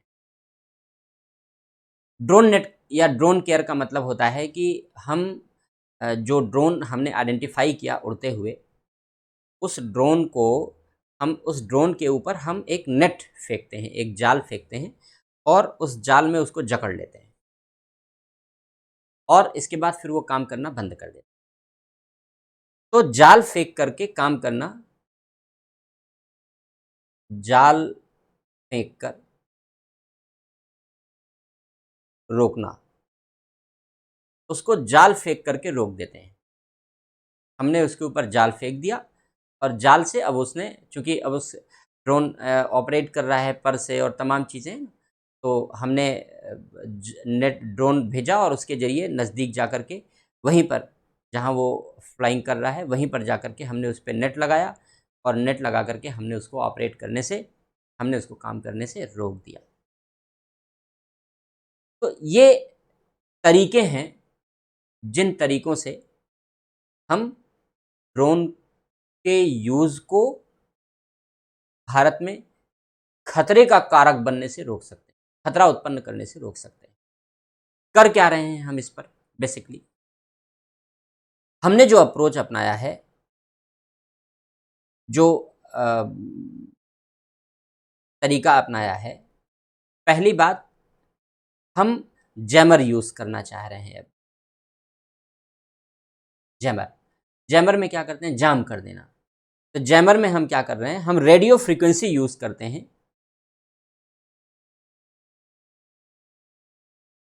रेडियो फ्रीक्वेंसीज यूज़ करते हैं।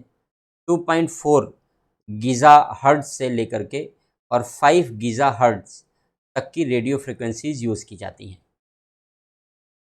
और इस रेडियो फ्रीक्वेंसी का यूज़ करके, इस रेडियो फ्रीक्वेंसी का यूज़ करके हम ड्रोन के ऑपरेशन को रोक देते हैं। क्योंकि ड्रोन रेडियो, अब जो मॉडर्न ड्रोन हैं वो रेडियो फ्रीक्वेंसी से ऑपरेट हो रहे हैं। तो ड्रोन रेडियो फ्रीक्वेंसी से ऑपरेट हो रहा है, तो हमने भी रेडियो फ्रीक्वेंसी वहाँ पर इम्पोज की जैमर के रूप में। जैमर टेक्नोलॉजी आप जानते हैं। तो जैमर के रूप में हमने रेडियो फ्रीक्वेंसी इम्पोज की, और उस रेडियो फ्रीक्वेंसी का इम्पोज करने से जो, जिस रेडियो फ्रीक्वेंसी से ड्रोन ऑपरेट हो रहा था, वो रेडियो फ्रीक्वेंसी डिस्टर्ब हो गई, डिस्टर्ब हो गई, जैम हो गया, ड्रोन जाम हो गया। अब ड्रोन से अपनी जो रेडियो फ्रीक्वेंसी आ रही थी वो डिस्कनेक्ट हो गई, ड्रोन काम करना बंद कर देगा। एक तो ये तरीका है। कि हम जैमर यूज़ करें। लेकिन अब इसमें एक खतरा है। इसमें खतरा ये है कि अगर ये अनमैन्ड एरिया में यूज़ हो रहा है, नो मैंस लैंड में यूज़ हो रहा है, ये नो मैंस लैंड में यूज़ हो रहा है तब तो ठीक है, जहाँ इंसान नहीं रहते वहाँ ठीक है। जंगलों में यूज़ हो रहा है, बंजर एरिया में यूज़ हो रहा है, दलदली एरिया में यूज़ हो रहा है। लेकिन अगर ये शहरों में यूज़ हो रहा है तो ये हमारे लिए भी खतरा है, क्योंकि अगर ये शहरों में यूज़ हो रहा है तो जो वाईफाई नेटवर्क है उसको भी रोक देगा। जो कार का ऑटोमेटिक कार का जो लॉकिंग सिस्टम है इसको भी स्टॉप कर देगा। आपका कार लॉकिंग सिस्टम खराब हो जाएगा, वर्क करना बंद कर देगा। जो होम सिक्योरिटी के लिए यूज़ किए जाते हैं जो इक्विपमेंट्स जो इस प्रकार फ्रीक्वेंसी पर और वाईफाई पर बेस्ड होते हैं, वो होम सिक्योरिटी काम करना बंद कर देगी आपकी। जो जीपीएस नेविगेशन है, आपने ओला बुलाया और बुक करके चले जा रहे हैं, बुलाया आपने और ओला 20 किलोमीटर दूर या 10 किलोमीटर दूर दूसरे के घर पहुंच जाएगा, क्योंकि वो आपका सही पता नहीं बताएगा। तो जो जीपीएस नेविगेशन में बाधा आ जाएगी। तो एक बड़ा थ्रेट ये है इसमें जैमर में कि अगर हम नो मैंस लैंड में यूज़ कर रहे हैं तब तो बहुत अच्छा है। लेकिन अगर नो मैंस के लैंड के अलावा हम यूज़ कर रहे हैं, विशेषकर अर्बन एरियाज़ में यूज़ कर रहे हैं जहाँ वाईफाई और इस प्रकार की वाईफाई बेस्ड संसाधन ज़्यादा यूज़ होते हैं, तो ये हमारी सिक्योरिटी के लिए भी खतरा पैदा करेगा और हमारी जो डेली लाइफ है उस डेली लाइफ को डिस्टर्ब भी कर देगा, रोक भी देगा। तो एक चुनौती इसके साथ ये है। दूसरी बात, हमने जो रणनीति अपनाई है शूट एंड किल, या इसे कहते हैं shoot them down.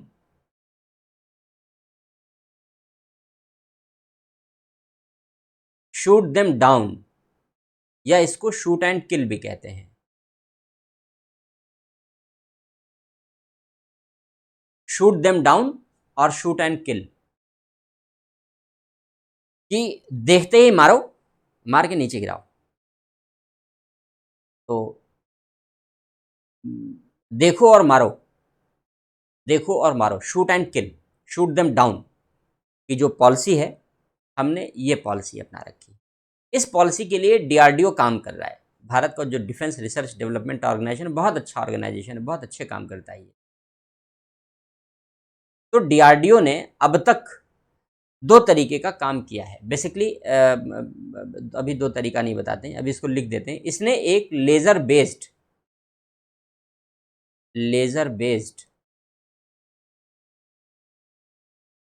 Div develop किया है। लेज़र बेस्ड डिव डेवलप किया है डीआरडीओ ने।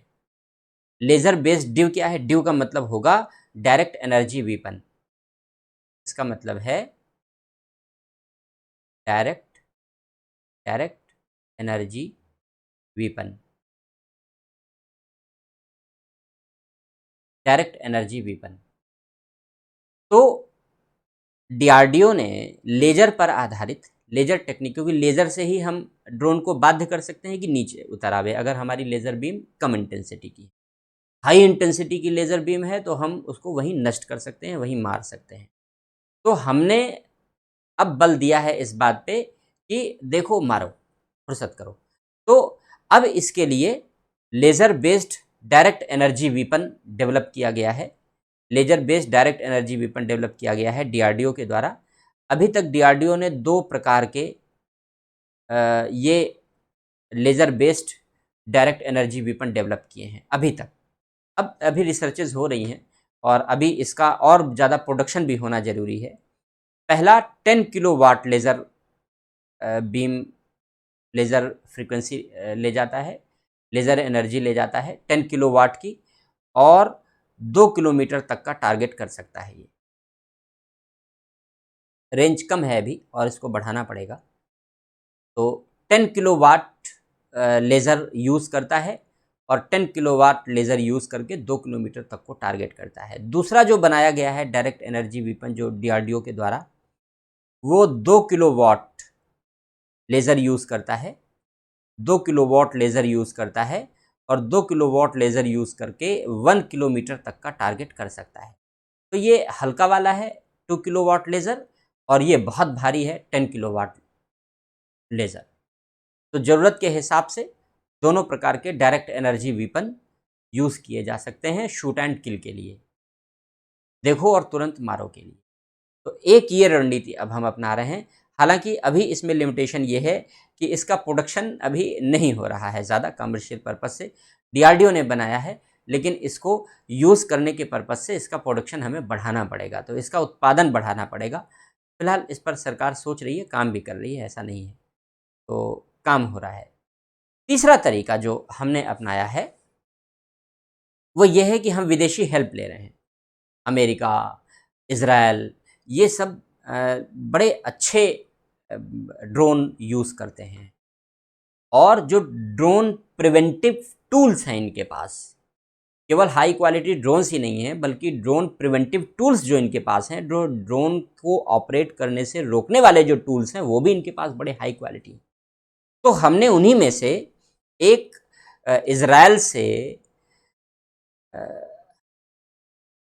इज़राइल से हमने इंपोर्ट किया है, प्रोक्यूर कर रहे हैं, शुरू हो गया है प्रोक्यूरमेंट हमारा, मंगाना शुरू कर दिया है हमने।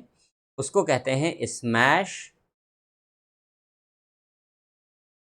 2000 प्लस फायर कंट्रोल सिस्टम।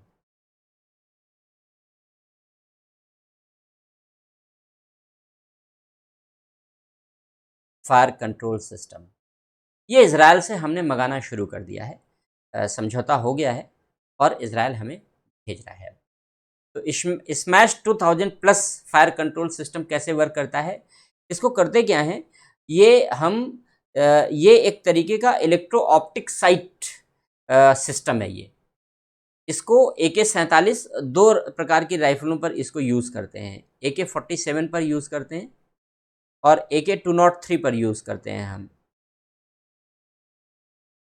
तो AK-47 राइफल्स पर और AK-203 राइफल्स पर, इन दोनों राइफल्स पर हम इसको इंस्टॉल कर देते हैं। आगे टिप पर, राइफल का जो आगे टिप होता है उस पर हम इसको smash 2000 plus fire control system को हम इस पर इंस्टॉल कर देते हैं, AK-47 और AK-203 पर।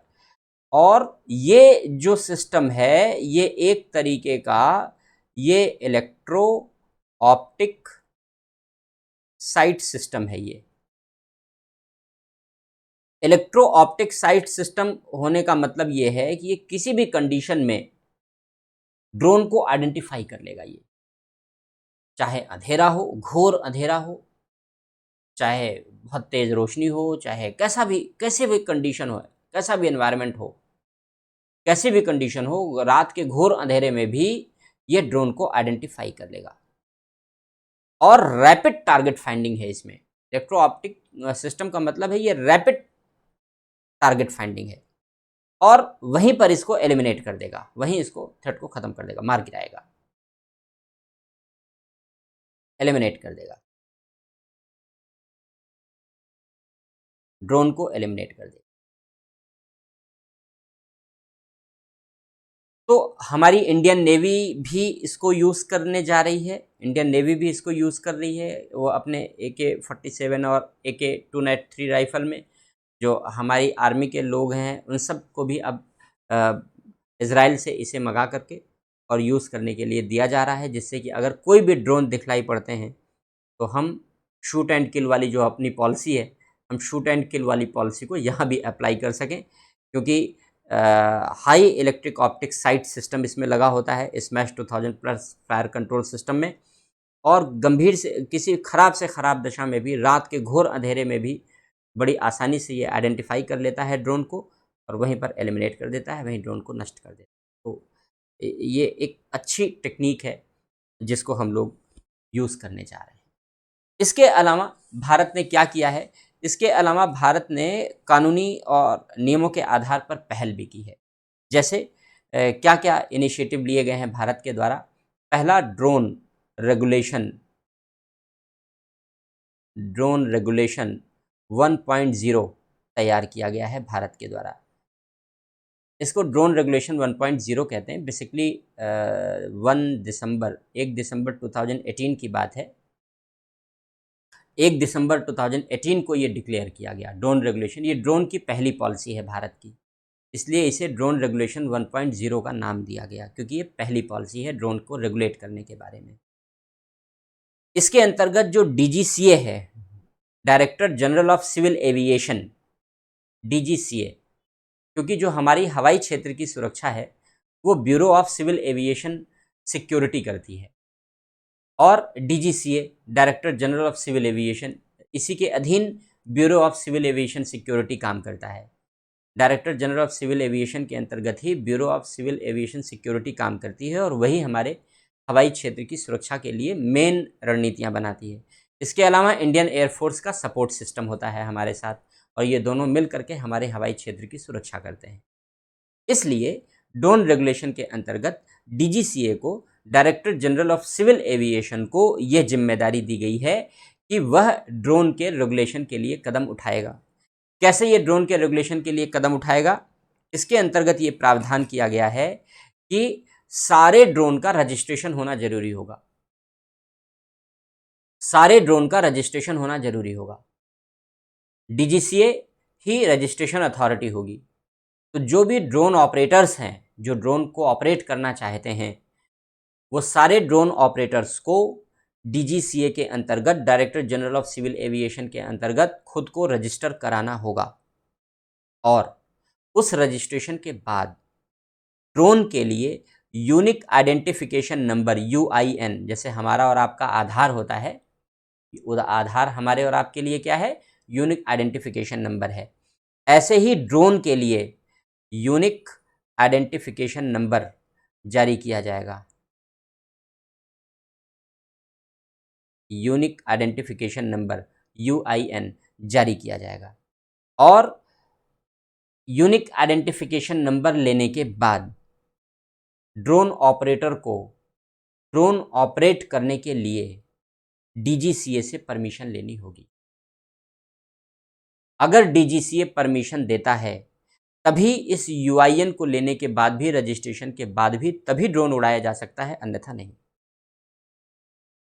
तो डीजीसीए से परमिशन लेनी होगी, और डीजीसीए के साथ साथ जिस एरिया में यूज़ करना है वहाँ की लोकल पुलिस से भी परमिशन लेनी होगी।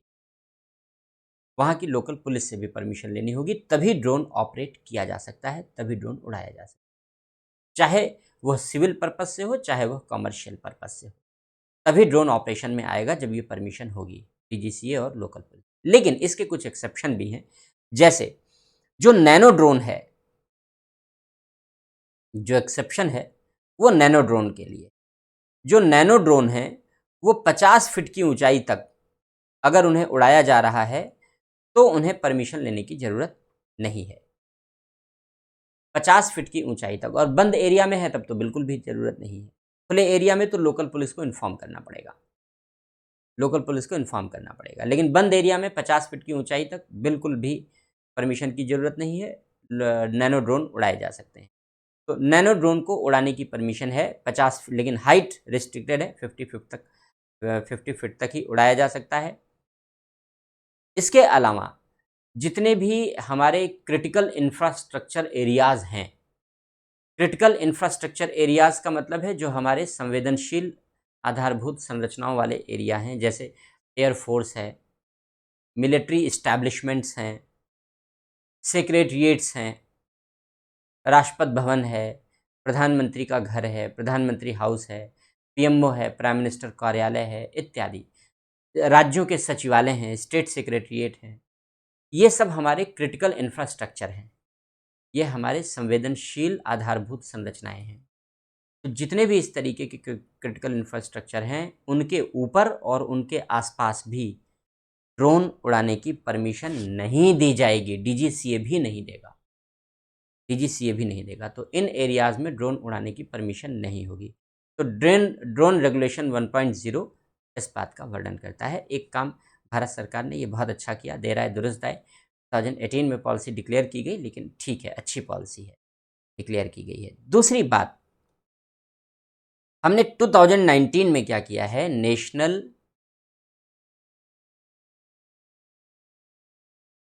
नेशनल काउंटर रोग ड्रोन रेगुलेशन 2019 पारित किया है। नेशनल राष्ट्रीय काउंटर यानी उसे समाप्त करने वाला, खत्म करने वाला, रोग यानी शरारती यानी जो खतरनाक किस्म के ड्रोन हैं। तो रोग ड्रोन मतलब शरारत करने वाले ड्रोन, जो शरारती ड्रोन है, रोग ड्रोन रेगुलेशन, रोग ड्रोन को रेगुलेट करने के लिए जो व्यवस्था बनाई। तो हमने राष्ट्रीय स्तर पर एक रेगुलेशन तैयार किया है जो शरारती किस्म के ड्रोन हैं, यानी जो खतरा पैदा करने वाले ड्रोन हैं, जो थ्रेट पैदा करने वाले ड्रोन हैं, ऐसे ड्रोन को रेगुलेट करने के लिए रेगुलेशन तैयार कर दिया गया है। अच्छा रेगुलेशन है।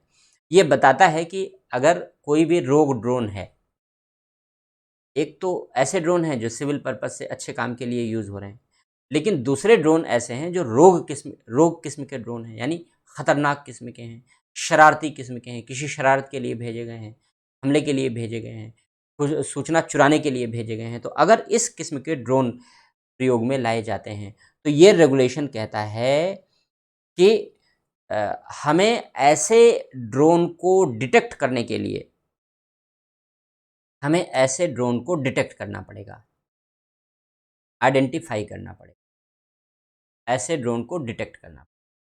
और ऐसे ड्रोन को डिटेक्ट करने के लिए हमें जो क्रिटिकल प्लेसेस हैं, क्रिटिकल प्लेसेस का मतलब है जो हमारे संवेदनशील स्थल हैं, उन पर रेडियो फ्रीक्वेंसी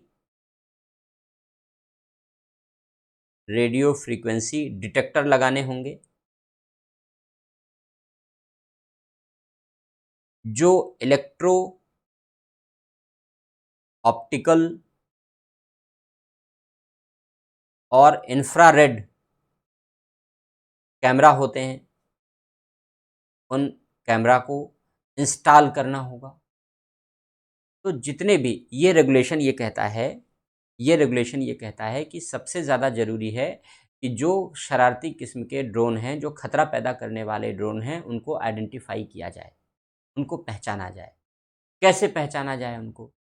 तो उनको डिटेक्ट करने के लिए, पहचानने के लिए जितने भी क्रिटिकल प्लेसेस हैं, जैसे हमने बताया कि मिलिट्री इस्टेब्लिशमेंट है, एयरफोर्स है, नेवल बेस हैं, या जितने भी हैं इस तरीके से, prime ministers president, chief minister, इन सब के घर हैं, सेक्रेटरीट हैं।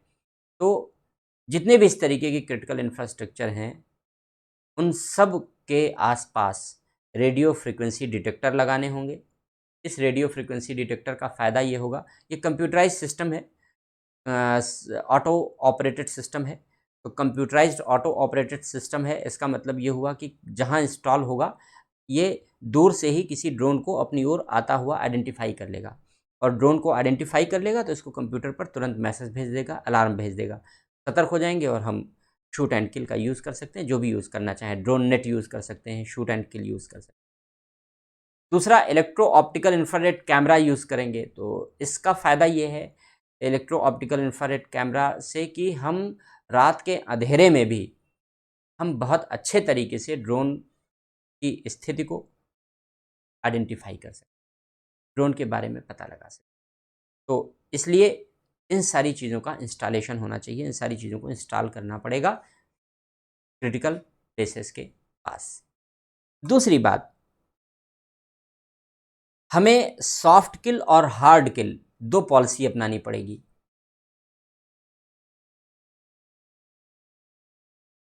सॉफ्ट किल पॉलिसी, हार्ड किल पॉलिसी।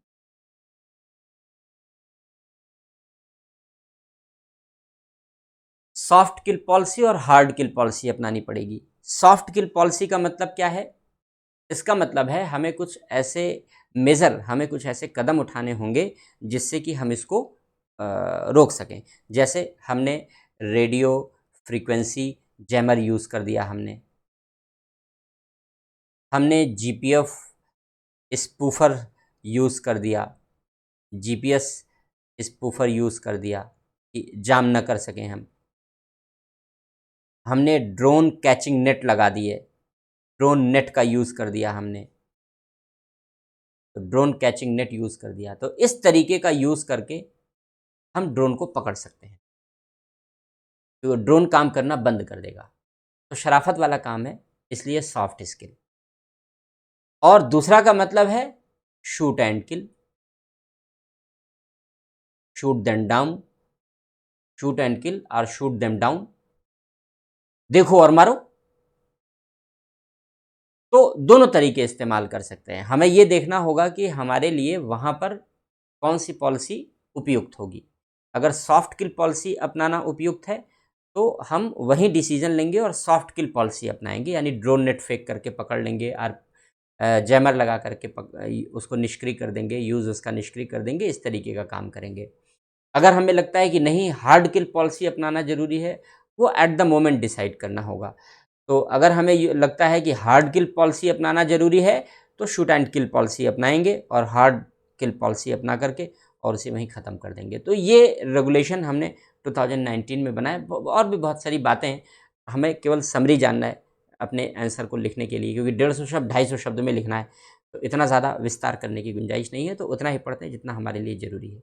तो इस तरीके की पॉलिसीज़ हमने अब अपना ली हैं 2019 से। ये एक अच्छा कदम है, बेहतर कदम है। 2019 से हमने ये स्टेप उठाया। और क्या किया है हमने? हमने यूएएस रूल बनाया है 2020 में। इसका मतलब होता है unmanned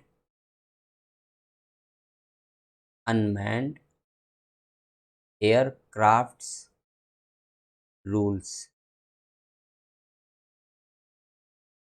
unmanned aircrafts rules, US rule बनाया है 2020 में। तभी 2020 में नया डेवलपमेंट क्या कहता है ये बेसिकली अब हमने बताया आपको कि जो हमारे पास हार्डवेयर और सॉफ्टवेयर इसके आते थे सब, वो हम विदेश से मंगाते थे, हमारे पास तो संसाधन थे नहीं, तो हम चाइना से मंगाते थे या फिर ताइवान से मंगाते थे। तो अब हमने यूज़ किया कि हम भारत में इसके प्रोडक्शन को प्रमोट करेंगे। आत्मनिर्भर भारत बनेगा अब ड्रोन बनाने की दिशा। या फिर अगर मान लीजिए शुरुआती दौर में हमारे पास नहीं है हार्डवेयर, तो क्या करेंगे? तब हमें इम्पोर्ट भी करना पड़ेगा, मंगाना भी पड़ेगा। तो चीन से निर्भरता कम करके ताइवान से मंगाना हमारे लिए ज़्यादा बेहतर है। या हम ड्रोन बेचना चाहते हैं दूसरे देश में बना करके, ट्रेड करना चाहते हैं, तो इस या ड्रोन पोर्ट्स बनाना चाहते हैं, जैसे एयरपोर्ट होता है ना जहाँ हवाई जहाज़ रहते हैं। अब अभी तो ड्रोन कम है हमारे पास, लेकिन जब हमने जो पॉलिसी बनाई है, जो यूज़ कर रहे हैं, उसके आधार पे जब बहुत सारे ड्रोन हो जाएँगे, बड़े-बड़े ड्रोन हो जाएँगे, लार्ज साइज़ वाले, मीडियम साइज़ वाले, बड़े वाले ड्रोन हो जाएँगे, तो कहीं तो इनके लिए रखने की व्यवस्था करनी होगी अलग से। तो ड्रोन पोर्ट्स अलग से बनाने होंगे हमें एयरपोर्ट के पैटर्न पर। जैसे एयरपोर्ट बनाते हैं वैसे ड्रोन पोर्ट्स बनाने होंगे। तो ड्रोन पोर्ट्स कैसे बनाए जाएँगे? इनका ऑपरेशन कैसे किया जाएगा? बिज़नेस के लिए इनका यूज़ कैसे, तमाम बातें हैं, तमाम चीज़ें हैं। तो इन सारी चीज़ों को लागू कैसे किया जाए, इसके लिए नियम बनाना ज़रूरी था, क्योंकि नियम ही बताते हैं ये सब लागू कैसे होंगे। तो इसके लिए ये रूल्स बनाए गए हैं, उसके लिए ये नियम बनाए गए हैं। यानी क्या काम करते हैं ये नियम? ये नियम काम करते हैं टू रेगुलेट, किस चीज़ को रेगुलेट करना? पहला प्रोडक्शन ऑफ ड्रोन्स, दूसरा ट्रेड ऑफ ड्रोन्स, व्यापार करना, उत्पादन करना, व्यापार करना, इम्पोर्ट, अगर ड्रोन से रिलेटेड कोई सामान मंगाया जा रहा है या ड्रोन खुद मंगाया जा रहा है तो ड्रोन का इम्पोर्ट, ड्रोन की ओनरशिप, ड्रोन के लिए ड्रोन पोर्ट्स बनाने होंगे ना, हमने अभी बताया ड्रोन पोर्ट्स, ड्रोन बंदरगाह या ड्रोन अड्डा। जैसे हवाई अड्डा है हवाई जहाज के लिए, वैसे ड्रोन के लिए ड्रोन अड्डा। तो ड्रोन पोर्ट्स बनाने होंगे, इनका ऑपरेशन करना होगा, ऑपरेशन इनका संचालन, ऑपरेशन मतलब संचालन, इनको ऑपरेट कैसे किया जाएगा? Operation of US, operation of US. तो इन सब को रेगुलेट करने के लिए, इन सब के लिए व्यवस्था बनाने के लिए यूएस रूल्स 2020 बनाए गए हैं। साथ ही साथ चूंकि बिजनेस यूज़ होना है तो एक फ्रेमवर्क बनना चाहिए कि कैसे बिजनेस यूज़ होगा जिससे कि वहाँ भी मिसयूज़ ना हो सके। तो कैसे यूज़ किया जाएगा ड्रोन का बिजनेस के लिए, उसके लिए फ्रेमवर्क तैयार किया गया है इस यूएस रूल 2020 के अंतर्गत। तो भारत सरकार ने 2018 से लेकर के अभी तक ड्रोन्स के लिए ये सारे ड्रोन रेगुलेशन बनाया है, ड्रोन रूल्स बनाए हैं और इस तरीके से ड्रोन के ऑपरेशन, ड्रोन के भविष्य के संभावित प्रयोग, ड्रोन के भविष्य के संभावित दुरुपयोग, सारी बातों की सारी संभावनाओं का पूर्वानुमान किया गया है और उस पूर्वानुमान के आधार पर इन व्यवस्थाओं को लागू किया। बहुत अच्छी बात है, भारत सरकार ने तो बहुत अच्छा कदम उठा रखा है। तो फिर चैलेंज क्या है, फिर क्या करना और शेष है, हमें और क्या करना चाहिए? इन चीज़ों को, जो काम हमने किए हैं, जो कदम हमने उठाए हैं, उन कदम को आगे बढ़ाना पड़ेगा। यानी अगर हम कंक्लूजन की बात करें, निष्कर्ष की बात करें, तो पहली बात यह है कि prevention is better than cure. Prevention is better than cure. तो हमें ड्रोन के ऑपरेशन पर, प्रिवेंशन पर ही फोकस करना है। Prevention is better than cure, तो प्रिवेंशन पर फोकस करना है। हम कह सकते हैं कि जो रेमेडी है हमारी, जो उपचार है हमारा ड्रोन के अगेंस्ट, जो हमारी रेमेडी है ड्रोन के अगेंस्ट, जो हमारा उपचार है वो प्रिवेंशन है, बचाव है। इसलिए बचाव के लिए जो हमने अभी 2 रेगुलेशन और 1 रूल्स की हमने चर्चा की, उन रेगुलेशंस और रूल्स को इफेक्टिवली लागू करना होगा, पहली बात। दूसरी बात, सेल्फ रिलायंट बनना होगा, आत्मनिर्भर भारत। अभी जो ड्रोन का प्रोडक्शन है, ड्रोन के प्रोडक्शन में भारत बिल्कुल भी आत्मनिर्भर नहीं है। हमने बताया कि हम चीन, ताइवान से तकनीकें मंगाते हैं और हार्डवेयर मंगाते हैं, उसी आधार पर हम ड्रोन असेंबल कर सकते हैं भारत में। तो हम असेंबलर हैं, हम प्रोड्यूसर नहीं हैं। हमें असेंबलर से प्रोड्यूसर बनना पड़ेगा, सेल्फ रिलायंट बनना पड़ेगा, आत्मनिर्भर बनना पड़ेगा, क्योंकि भविष्य की टेक्नोलॉजी ड्रोन की टेक्नोलॉजी है और various kind of uses would be there. तरह तरह के यूज़ होंगे जो भविष्य में तरह तरह की संभावनाओं को यूज़ करने के लिए जन्म देंगे। इसलिए हमें इसमें आत्मनिर्भर बनना पड़ेगा। तो आत्मनिर्भर बनने की दिशा में काम करना पड़ेगा, टेक्नोलॉजिकल एडवांसमेंट करना पड़ेगा हमें।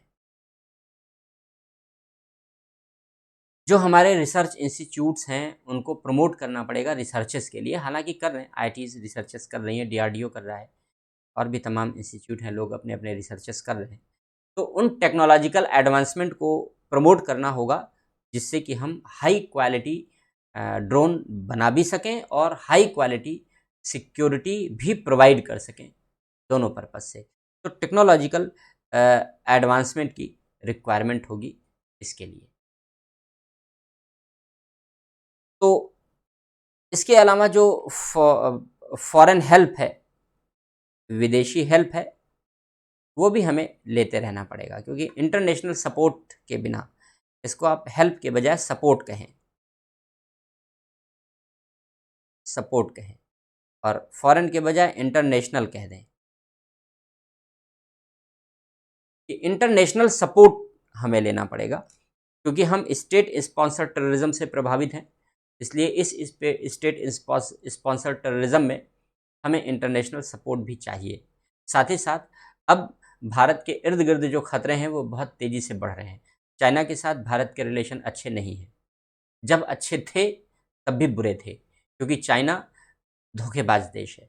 चाइना अच्छी मानसिकता का देश नहीं है, वो सभ्य राष्ट्र की श्रेणी में नहीं आता, साम्राज्यवादी प्रवृत्तियों का तानाशाही देश है। इसलिए अगर चाइना से रिलेशन अच्छे कहे जाएं तो ये खुद में बुरी बात होगी। तो चाइना से रिलेशन अच्छे नहीं थे, चाइना से रिलेशन अच्छे नहीं हैं। जब रिलेशन सामान्य थे तब भी चाइना खतरा था, और आज सामान्य नहीं है, तब भी चाइना खतरा है। तो चाइना जैसा आसन्न संकट, जिसको हम लोग पुराने ज़माने में राक्षस कहते थे, तो चाइना जैसा आसन्न संकट हमारे सामने बुरे तरीके से खड़ा है। इसलिए ऐसे खतरे से निपटने के लिए हमें इंटरनेशनल सपोर्ट की ज़रूरत होगी। अफ़गानिस्तान में तालिबान किस करवट लेगा आज नहीं कहा जा सकता, लेकिन आगे पिक्चर थोड़ी क्लियर हो जाएगी, थोड़ी साफ़ हो जाएगी, तो उस पर भी हम लोग एक लेक्चर लेंगे, तब उस समय एक लेक्चर लेंगे। लेकिन अभी लेक्चर लेना ज़्यादा जल्दीबाजी होगी, इमैच्योर होगा, क्योंकि अभी ऊँट किस करवट बैठेगा कुछ पता नहीं है, कुछ समझ में नहीं आ रहा है। तो जब ऊँट बैठ जाएगा तब हम लोग लेक्चर लेंगे, जब तक ऊँट नहीं बैठ रहा है तब तक लेक्चर नहीं लेंगे, क्योंकि मैच्योरिटी नहीं है, उस डिस्कशन में मैच्योरिटी नहीं होगी, वो एक खबर होगी। तो हम यहाँ खबर नहीं बताने आते आपको, हम यहाँ पर एक डिस्कशन करने आते हैं। तो इसलिए जब तालिबानी कुछ शेप लेगा अफ़गानिस्तान में, तब उस समय भी चर्चा करेंगे, लेकिन वो हमारे लिए ख़तरा हो भी सकता है और ये भी हो सकता है कि वो हमारे लिए ख़तरा ना भी रह जाए। तो फिलहाल अंतर्राष्ट्रीय परिदृश्य में कुछ भी संभव नहीं होता और कुछ भी असंभव नहीं होता, इसीलिए उसे कूटनीति कहते हैं। स्वाभाविक सी बात है कि वो जब परिदृश्य बदलेगा तो उस समय देखा जाएगा, लेकिन परिदृश्य नहीं बदलता है और तालिबान हमारे लिए खतरा बनकर उभरता है, भारत के लिए बहुत गंभीर चुनौती रहेगी। क्योंकि फिर पाकिस्तान, तालिबान और चाइना का त्रिगुट हो जाएगा, जो भारत के लिए एक गंभीर खतरा उत्तर दिशा से पैदा कर देगा। तो फिलहाल अभी ये केवल संभावनाओं का क्षेत्र है, ज़रूरी नहीं कि तालिबान हमारे लिए खतरा बने, तो उस पर चर्चा हम लोग बाद में करेंगे। ड्रोन के रिस्पेक्ट में जितनी चर्चा थी, ड्रोन के संदर्भ में जो प्रश्न बनने की संभावनाओं का क्षेत्र था, जहाँ-जहाँ से हमने वो सारी चर्चा आपके लिए कंप्लीट कर ली।